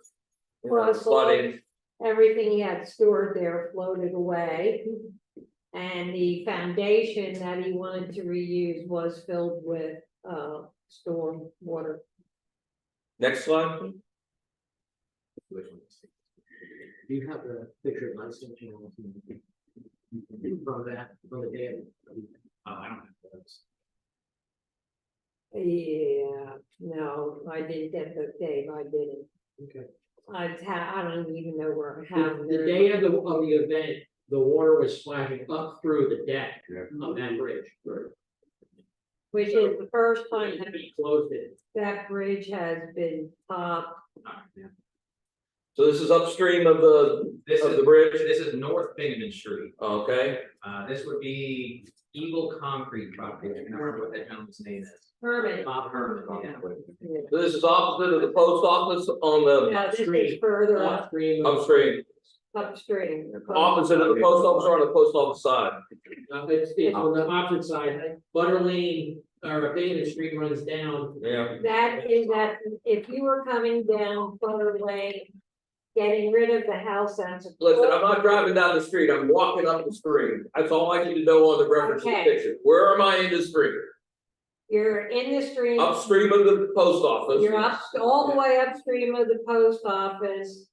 Basically, generally in the area of the substation. Right before that, yeah. Right. Yeah. Okay, great. On Bingaman Street. Just downstream of the. Downstream of the substation.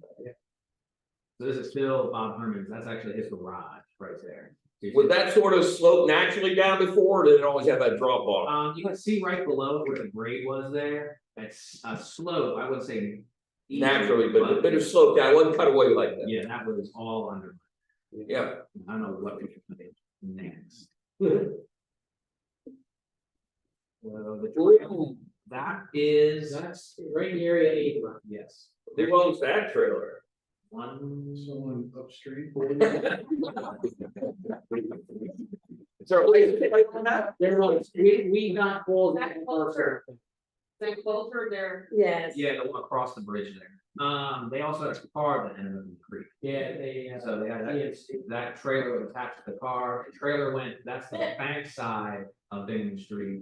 The car ended up in the creek channel right behind it. okay, so I got a call from Avon, About that. Dustin Wolf called me from Avon and said. It's been removed, the truck? The car, I have not Oh. gone back to check. Oh. As of last week, it was still there. This. Can we give him a parking ticket already? He was claiming that he was going to get it himself. We have not ordained the creek as a no parking zone. Then our stormwater channel, we're keep. These two photos up here are further up North Main Street. This is as you're approaching where Andrew Hafer built his road driveway up the hill there. Right across the street is Wagner Roofing Trucks. So the house is right behind where that vegetation is up there. You can see that that is beginning to shear along the cliff or the edge there. Move this one.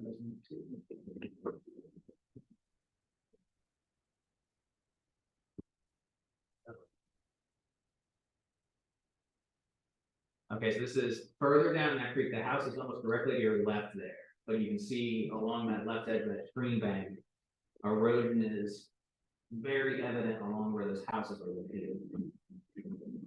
So that's right next to Wagner's property there. That's the next house up. You can see not much is holding on that. And then for perspective, none of these trees are anything cleaned up. We have another storm event that's gonna cause essentially a dam effect and dam more flooding. But the only way to really get those trees is Dan's Creek. Hey, I agree. So yeah, more stuff that is ready to go, and you can see that the house there is not very far away from where the corner of that tree is. Did you pick up the super soaker? Yeah. Is that what was in there? Yeah, looks like it. Or it's either super soaker or an earth gun. Alright, so that TV's one slide behind the pet. At different times. But you can see how close that creek is coming into some of those houses. What are the cable, what's the cable?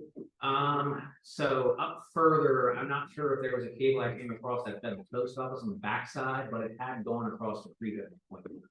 Now, I'm sure a tree took that down and sucked it down the creek. Is it like a telephone cable? Yeah, it's like a telecommunications cable. Okay. Multi-pair. Something like It's not- Here, do I need a clicker? that. Well, this is just perpetually one behind. Yeah. But you can see. Wait, you're just catching up on. It's got a nice. Do you turn around? Well, they can't see down here. So you can see on that TV, and you'll see on this one, the retaining wall that was behind this house is blown out. So once again, you know, What are those, were those pipes actually drainage pipes at some point?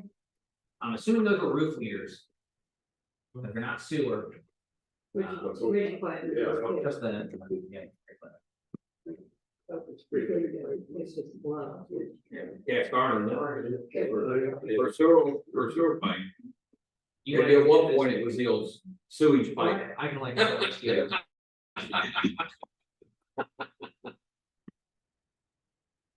This one work, this one.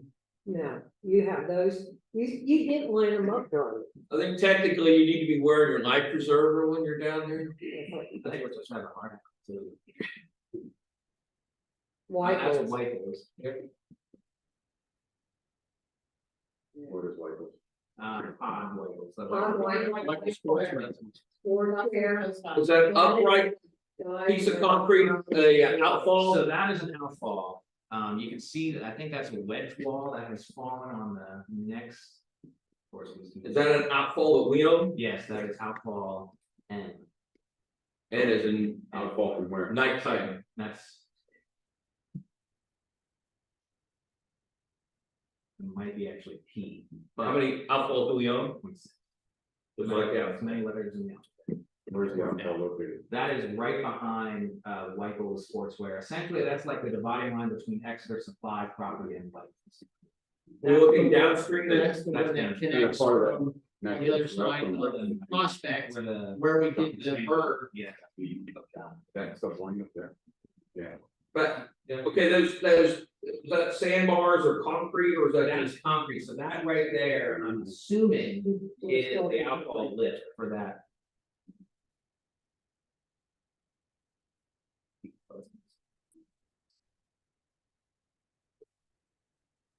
What's that outfall like from up near the shopping center? That starts from, that actually begins on Perkins Avenue. So that's the outfall right in front of Rita's. So it's under Perkins Avenue, and then comes through. Shopping center. So we have two issues there. We have debris in front of it. Plus we have a sort of upstream undercut, so it now is exposed. The pipe right along it at the top, you can see the separation, like pieces of the pipe. It's not separating, but you can see it's exposed. It's all the heads. Yeah, we guys. Next, So that one is, you can see where Weichels is in conjunction with where the outfall. This is bigger version. During the storm event, the majority of the water crossing Sanford Avenue was on the side of the bridge. That had a tremendous flow. Compared to the others. so once again, that's a concrete slab in there, it's not just a sandbar in there, right? Yeah, I think that's a wing wall to that outfall. That's how it crosses the creek there. But you can see that's all been cut away. That used to come all the way out. Yeah, the edge of the creek was at the outfall phase. All I see are dollar signs on these slides. Yeah. And they keep getting more dollar signs for the slide. That's why council was sitting this.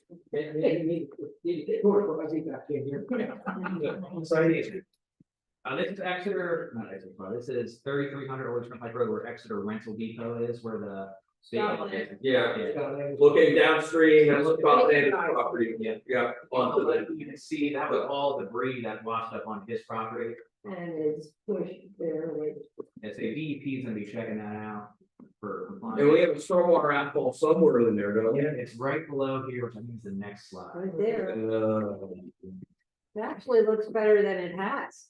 third of the capacity is currently blocked. Let's say, I will say that used to have a scour pit in front of it, and the scour pit's gone, but now it's been built. Like the stream bed's higher than, get rid of that pipe. It's a little bit. Next one.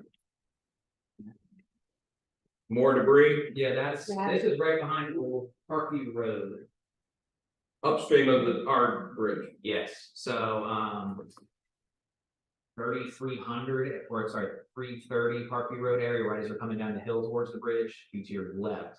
And you can see in the background, some of the black pipe is up in that field there from the school project. That was my reference. Oh, they did get in contact. We got a phone call today. Mr. Please get me a name of a guy who's responsible for all the stuff that's laying around. He's from the Antietam, he's Antietam property. Okay, some of that's not Antietam's, there's two different pipe sites, but you want to. The, like, guys coming out next week, that stuff, Okay, Like out of the creek. out of the yard. we're going to- Oh, like. Out of the ground. Next slide. this is the dam I had spoken with you about yesterday. This is right above where Parkview Avenue, or Parkview Bridge is. That's the old dam that fed the Wolfgang Bleach Mill. Carbonizing. This is out of the bridge. This is. Upstream of the bridge. If you look at great big grass expanse, if you're looking at the bridge from the east, you look at the right, you see a big property that is all grass with a gazebo on. This is at the end of the grass, past the gazebo. So Derek, was that like a concrete dam on there to the right of the slide? And then it was like shoot it and trying to shoot it over into their So piping? that whole thing was a dam all the way across. I'm pretty sure it's Made out of what? stone. Stone, just Concrete. play stone? Yeah. No concrete or anything holding I it think there? there's concrete in it. Okay, but But it's no longer there. well, it broke apart. Now it had been a little bit more together, but you can see the pieces of concrete that moved further. Well, down. it was originally broken apart when they stopped diverting the water into the, Shoot, and or yeah. I don't know when that was. That's been all, at least as long as I've been here, because they were using wells and metering the water usage because they could no longer suck from the creek. Because DEP had stopped that, so so that's, prior to 2003. This picture just a reference. There's erosion marks on that hill there. So at one point in time, the water was high enough that I went across Barkley Road. There's pictures from the event. and that's on our side of the bridge right here, like on the hillside of the bridge. Wolf Time Beach is on your left. Yeah. Which I think the rest of these pictures are basically that damage to that building. That building is, If the work was blown in, We've always told them it was. well, yes, and the guy said, he told me it was in the flood zone. there's a big scour pit behind that building now, and both those pipes are for that building itself. One is a lateral that taps right into the Americans, which they are aware of. And the other one, per the water company, is an in-house water main for that building. But neither of them were our utilities. PA American Yes, has water into that. No, No. sewer. it's sanitary sewer. There's sewer. It comes from our meter pit that if you go back where the fire lane is up to Parkview Townhouse Village. Past that, there is a meter pit that sits right before you go into the entrance down into. So is it downstream of our meter pit or upstream of our meter pit? It is down, if we don't have a meter pit, it is downstream of PA American's meter pit. Yeah, that connects to the American system, so we don't, that's no. We have a drop manhole that is up off of the driveway entrance. So that's a sewer line from that property that's not, it's private and it goes directly into the main there, but that's not our ownership of the main? That's the American, actually, there's old intersection. Gotcha.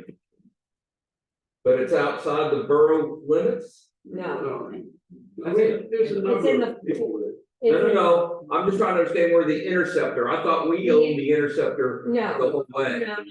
no, our interceptor is from the borough line at Upstream, North Bingham Street to across the creek to manhole 219. What? 239. On the far side of sweeping, whatever. the bridge. You're right, Holy crap, okay, next slide. That's back again at Mr. So-and-so. Yeah, that might be it.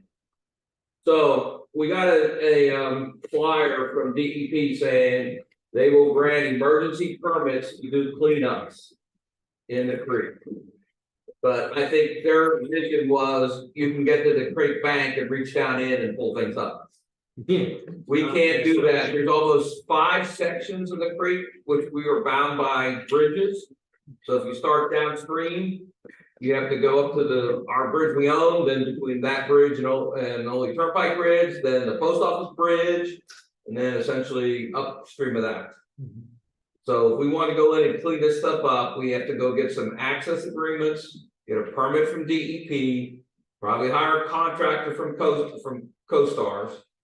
And I'm estimating $5,000 per section. Just to pick out the rocks and stuff like that, debris. It's higher than that. That's a lot higher than that. You have to dispose of it. Well, disposal, if it's concrete, we could either decide to try to keep it, all the vegetation, we could certainly take the trout run. I don't know if we have any need for big pieces of concrete. Or whether we want to store some or make that part of the disposal. It's gonna go to a landfill. If you dispose For a fee. for a fee, unless we come in and tell them to crush it. And then we could use it for crushed stone if we ever had a project fee. For a fee, right? In Muhlenberg, and I just visited one of our cabin people. Doing the emergency permit. ENS plan, the Muhlenberg Township submitted, not through SDE, but submitted by themselves. And they were awarded the emergency permit. The fact was that they did not disturb more than 5,000 square feet. So it was a real simple plan. It doesn't have to go to the conservation district because the ENS is less than 5,000 square feet. It's all gonna get washed away while you're down in the creek. No, it's just a clean a sediment. Okay. Of sediment, 15 sand. permits. Yeah. Yeah. So, and they're not allowed, if you use stuff, you can't leave it in the floodplain, so that's why it's gotta be. So you couldn't pull that stuff up. Right. They didn't. So Mike, I was thinking you'd almost have to have like a rubber track, huge bobcat or sort of like backhoe with a clamp on the front. You pick up pieces, You gotta have. tram down the creek to your access point, Yeah, tram up to the creek, dump it on the ground and then pick it up in either in vegetation or concrete and dispose. You don't need a track machine with a skeleton bucket on it. Right. But you can't we don't have access on any of the banks to grab this stuff. I mean, you're not gonna do a whole lot of service, but again, you don't have access to a lot of these places to load this stuff on vehicles. So if you gotta get into tracking stuff to load it.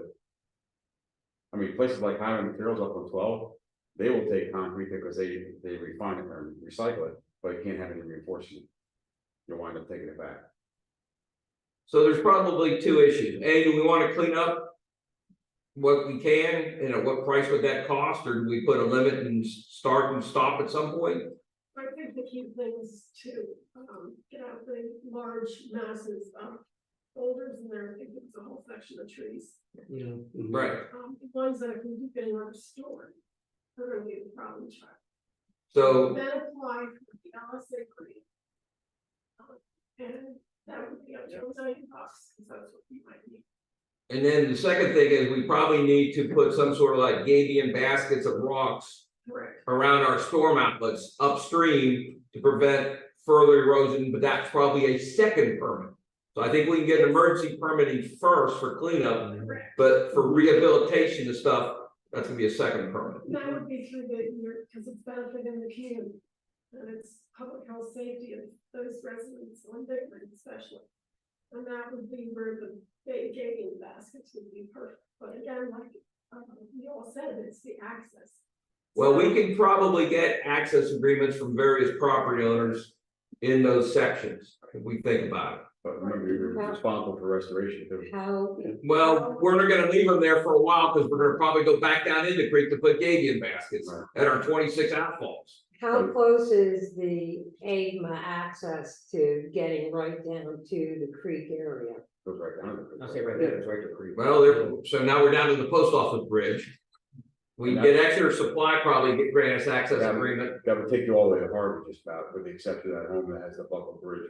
Well, the home that had the Buckle Bridge is in Exeter. Yeah, Yeah. that's not our problem. That, the home is in St. Lawrence, but the bridge is in Exeter. Why doesn't Derek and Allison make a package of the locations where you need the emergency permits like today? And then put together the other focus, list for future permits and using hopefully the grant money or more Crosby said money, well, really desperate for money. With one permit cover the whole stretch. For the emergency permit, yeah, you show the location, I may have to do a whole ENS and BDS permit, but. I'm hoping not, again, I don't know if we'll look at it, 5,000 square feet at each location. That $5,000 when it comes to heavy equipment and hauling, you'll look at it. What I'm saying is, if we can be successful in getting a permit for each location, and they're not trying to get them to do this. less than 5,000 square feet there, less than 5,000 square feet here, and so on. That would be huge to get that emergency permit that way, just to get. So break it up into 5,000 square feet. Well, that's what I mean. it is really because you've got the bridges that are preventing you Well, I from. think you're only 5,000 square feet between bridges. Actual area we have to clean up. But we don't have to go clean up everything in the whole creek. Street area. Yeah, street areas that have never stormed them. Blockage or obstruction in the stream bed is gonna cause big time problems. Oh, yeah, especially North Canyon. Correct, So- that's what I'm saying, is those are the focused ones now for the emergency permit. So when it comes to the rehab, are we required to install gabions or something else along the entire affected area? I suggest we just look at our outfall. And if we want to get an engineer's probable cost to Gabion the whole thing, you know, and because Rossi's looking for a huge amount of money for disaster relief, we can come up with that. But I think initially, all we really want to do is For emergency permit, emergency permit, you know. and you apply for them. Not us, because that's why Muhlenberg got their permit. Because who applied for it? Real burden themselves. Oh, yeah. Municipality, and they're doing the work. Yeah, but it's irregardless whether a contractor's doing the work, we sub it out or not. He permitted, did one, we had to do a full one.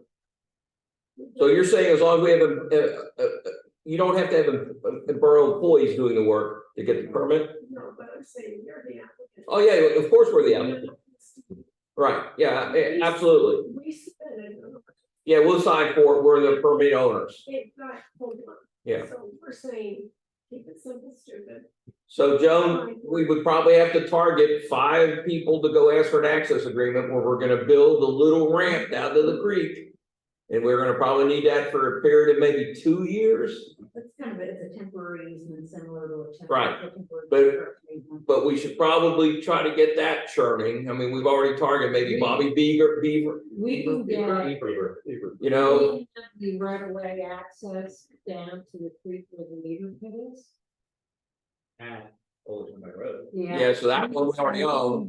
We can get down in there from. Exeter Supply should probably grant us one More than between likely. the bridges, Ole and the post office bridge. And an AMA from the post office bridge to AMA.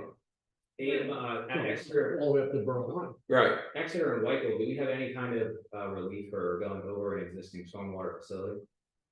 Because we have that line that's there that takes you to that area behind Whiteville's. You should have a school. No. Because that would be the there. I think it would behoove us to at least approach the property owners and tell them we think we have access because of the stormwater. This is what we're planning to do. We're applying for permits. We'll keep you posted, but I think that's probably, you know, and at the same time, we probably need to start contacting some CoStar contractors and breaking that up into 4 or 5 sections. We hand them that, they can give us a cost there, you know, possible cost, I don't know. Right, and you can always negotiate. Yeah. So that's what I suggest you do a short term emergency permit, get the obstructions out of the way. And then do long term, but not too long, the whole. So looking down the road, which is always not a very good idea. Do we grab these big pieces of concrete and pay to haul away, knowing that we're gonna have to buy stone to fill Gabion baskets? Or do we go put them somewhere on borough property, knowing at some point we're gonna crush them up to make our own Gabion basket stone? I don't think you'd have enough for, you'd pay a lot per ton. We've had it done twice at our dump site and we had thousands of tons of concrete. So the economic scale is everything. Get rid of it, So get rid of it. get rid of it. Unless AMA or Mount Penn or somebody wants a big piece of concrete. Yeah. Crush it up for foundation of the garage. Dump it over on the garage area. So this is a new floor. A little one.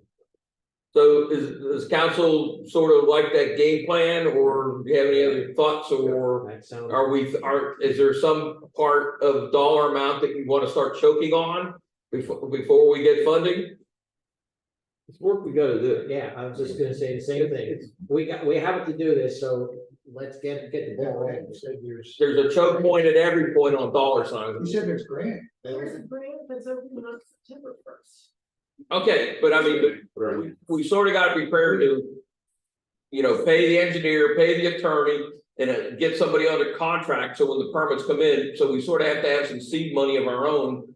You know, whether we get the grant or not, worst case scenario, if we don't get the grant, how much are we out? Okay, Okay, Mark said so. Mr. Vice President, you looking for a motion here to authorize all these moving parts as emergency management coordinator? Sure. Make a motion to authorize the borough manager and our road crew supervisor to work on the emergency permits for cleanup of the creek, to eliminate problem areas that in the event of another rain event of this magnitude or lesser. And They need SDE assistance. authorize SE To get permits. as needed, and solicitor assistance with any easements as needed. So point of clarification, we just passed an emergency extension, so we don't have to bid this stuff. Right. And we could spend like maniacs, but we're gonna have to direct the manager to be counting the pennies, because the money's gonna start flying once you start telling them to do stuff like this. Why don't they? That's a resounding second from me. That part. Is Bertoletta a co-star? Yes. Woo-hoo! There's one call. Yeah, Do we have a second? is there a second? Motion been moved and seconded to pursue emergency permits from DEP for debris removal, including vegetation and concrete. Access agreements from the attorney for at least 5 separate sections of Antietam Creek. And at some point, some sort of assessment and with additional permitting for rehabilitation of our 26 outfalls. And that may be a separate permit, but that's a leading question we're gonna ask DEP. If you get that all in an emergency permit, I would be highly surprised. There ain't no way. You know, some of the scope, I'm sure, right? The details. Right. Because you're gonna handle some of this stuff maybe 3 times before it even gets out on the road. No doubt. Yeah. You're gonna have to go from excavated rubber tire loader to a pile, maybe on Diefender's lot, and then load it out. That's expensive. $5,000. Okay, what was it, 10 a day? Huh? 10,000 a day? You can't go by that at this point. What we- Well, I see so many trips up and down the creek between each of the 5 sections. That's how my money works. Is that one trip an hour? If you gotta walk it, And I'm $300 an hour? look at all those pieces there. Now, forget the location there. I know where that's at. If you had to walk those piece by piece, or 2 pieces at a time. And you had to walk it 150 yards up, put it in a rubber tire bucket, he takes it, either loads it or piles it, you gotta walk back down. Does that make a big difference whether we're rubber tired or tracked in that creek? Oh, you can put traction in that creek. So the They only bigger the better. Well, they only get, well, you gotta have maneuverability. They only get heartburn because Well, you need some fuel, hydraulic fluid, oil. well, you know, that's all the contractor. And if you, On your permit. just put a boom downstream. I'm sure DEP is gonna have some sort of guidance there. Yeah. Is there a limit to this? Is there a limit to this? I'm still asking for You clarification. can't put a limit on it. Well, we only have so much You in can walk bag. that, you can go, and say the same thing. Why don't they put something together? We contact CoStarz, somebody from CoStarz go to you, put a cost together. And then, Well, you need a scope, but you gotta detail, Right. north and south, south and north. Well, and some of it may be easier than other locations. So if you wanna do a not to exceed 50,000 or not to exceed, give them something to work with, so that. all right, not to exceed 75,000. For the entire project, Well, to start off. Sort of. Then we'll accept change orders, yeah. Yeah, we're, you know, We're thinking, you know, or do you wanna go 125 and make it 25 per section? Are you talking brush, you're talking trees, right? You're not just talking. Right, anything that's in the creek bed, that we need to clear out. That's what we're saying, We'll go 125,000, because that's 25 per section. 5,000 per section. Well, it's a good thing we have that between the operating reserve and the capital reserve. We have that garage grant, we'll just. Vote on Point of order. Point of order for vote. Call it to a vote. So motion is to get the ball rolling with maximum scope of work for a maximum cost of $125,000. All those in favor, please signify by saying aye. Aye. All opposed. Anything else on emergency management? But I got more. Okay, so now we're down to old business discussion and possible ordinance 453-2023 hunting ordinance. Right, I had advertised the hunting ordinance and requested to be revised. That allows hunting on approximately 250 acres located in the borough of adjacent land in Exeter. May be accessed at the north end of Adams Street, may not be accessed to private property without permission of the owner. The archery hunting only, no trapping allowed. Hunting allowed only in accordance with the Game and Wildlife Code and Pennsylvania Game Commission regulations. A permit is from the borough would be required, but would have to be worn visibly, and tree stands can be placed out no more than 2 weeks before the first and removed no later than 2 weeks after the final deer season in that area. And tree stands and portable hunting blinds left on game lands need to be conspicuously marked. Violation would be a summary offense. This was revised and was advertised in the Reading Eagle for consideration tonight.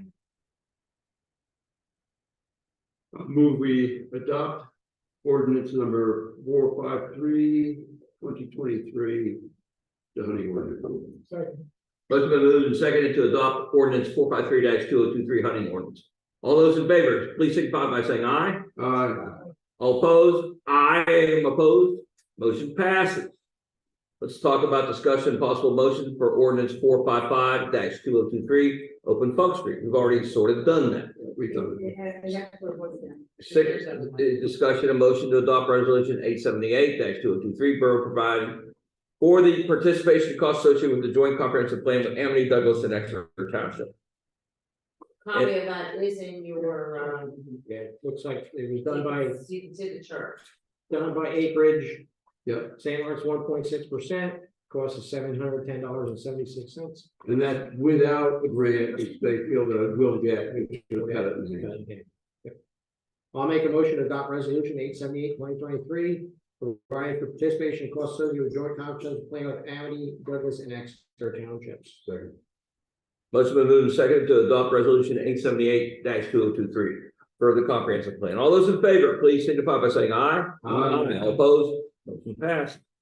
New business, discussion and motion to adopt resolution 879-2023, the borough fee schedule. What are we changing on that? We're adding the rental for the bathroom. Oh, $100 right. with the 50 refundable. Okay, And we updated the FEMA fee schedule, which just came out for the equipment. Per the FEMA fee schedule, it's 5 items. And I'll make a motion to adopt resolution 879-2023, revising the borough fee schedule as noted. Motion been moved and seconded to adopt resolution 879-2023 borough fee schedule. All those in favor, please signify by saying aye. Aye. All opposed?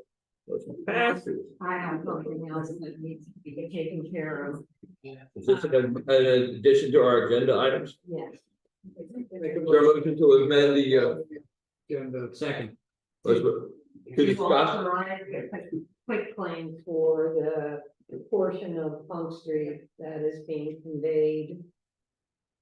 That was already vacated. It is to authorize the signing of a quit claim deed for the portion of Funk Street that was already vacated to Jeffrey Lindbergh. Yes, and that's 1,429 square feet. Right, it's an area that has already been vacated, however, the rest of that area, I believe, appears in the deed, but this area does not appear, in the Lindbergh deed. This was that little piece that we vacated because we didn't know where it came from, other than a pen drawn line on a map from who knows how long ago. Is there a motion? So moved. Sorry. Most moved, second to vacate that portion to Jeffrey Lindbergh. Quick claim. Quick claim, Authorize the signature. signatures for the quick claim from the former portion of Funk Street. Yeah. All those in favor, please signify by saying aye. Aye. All those opposed, motion passes. Do we have any issues we need to go to executive session? We have to propose the land for the, If you want to vote on it, that's kind of stars, like that was not added. The conversion of the boiler to natural gas. Do we have that in the budget? We did before we. We. So for years, we've been talking about getting the oil burners changed over to natural gas. I've been on the fence for a while because I figured sooner or later, everything's gonna have to be electric. So do we want to spend $21,000 to get it on natural gas? I think a prudent person would do it because I think this electric thing is way down the road. So we can get our money out in 20 years, probably. I'll make a motion, we proceed with the conversion of the oil burner to natural gas. The quote from Lancaster County Group, $23,101. that put together agenda amendment, it does. Yes. I will make a motion to amend the agenda to Vote on the conversion of the boiler from oil to natural gas. I'll second. Motion been moved and seconded to amend the agenda. All those in favor, please signify by saying aye. Aye. Opposed, motion passes. Your motion now? Is to proceed with the conversion from oil to natural gas. For $23,101, the quote from Lancaster Mechanical. Third second. Motion been moved and seconded to proceed with the conversion to natural gas. All those in favor, please signify by saying aye. Aye. All opposed? Pass. Quick question on the next one. We have 3/4 of a tank of fuel oil downstairs. If anybody has a good idea of who may want it or what to do with it, let us know. Yeah. In general, they never take it. They'll never give it to someone else. It could be pumped out, pumped to somebody else. No, there's all kind of liability issues. That's why the contractors will never ever do that. So we can drum it and someone can take it as is where it is. On the oil recycler, they'll take it for free. An oil recycling. Does the fire companies want to play around with something, with some combustible fire? No, but you know what? Recycling that. They can use that in the trucks. Diesel fuel. It's the same thing, and Well, technically not, but yes. it is, the same thing, it's got red behind it, that's It it, doesn't have the tax. It doesn't have the lubricants in it. well. But Yeah, but they cut Hero up to like 30% in the diesel in the winter. We'll try to find someone to give away. That's not a fire. If somebody wants it, they can have it. Yeah, that's basically what we're saying. We're gonna declare it off-spec product, and if someone wants it, they can haul it. Other stuff. Make a motion to adjourn. First made, second, all those in favor, please signify by saying aye. Opposed? Hey, Greg, yeah, you are allowed to make motions. Hey, Greg, thanks for your bicycle. Are they making you now 6 hours instead of 4? It's not in the it's over there. As always.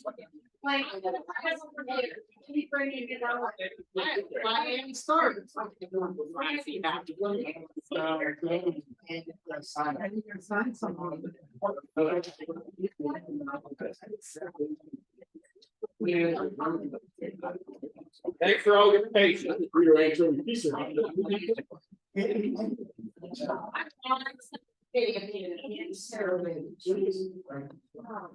Just love that place.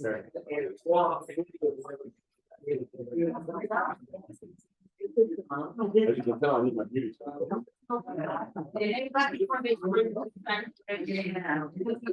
Sad. That's what our brings in the mafia for our building.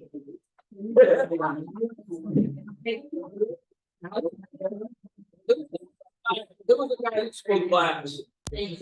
Want to know when we're gonna get in contact.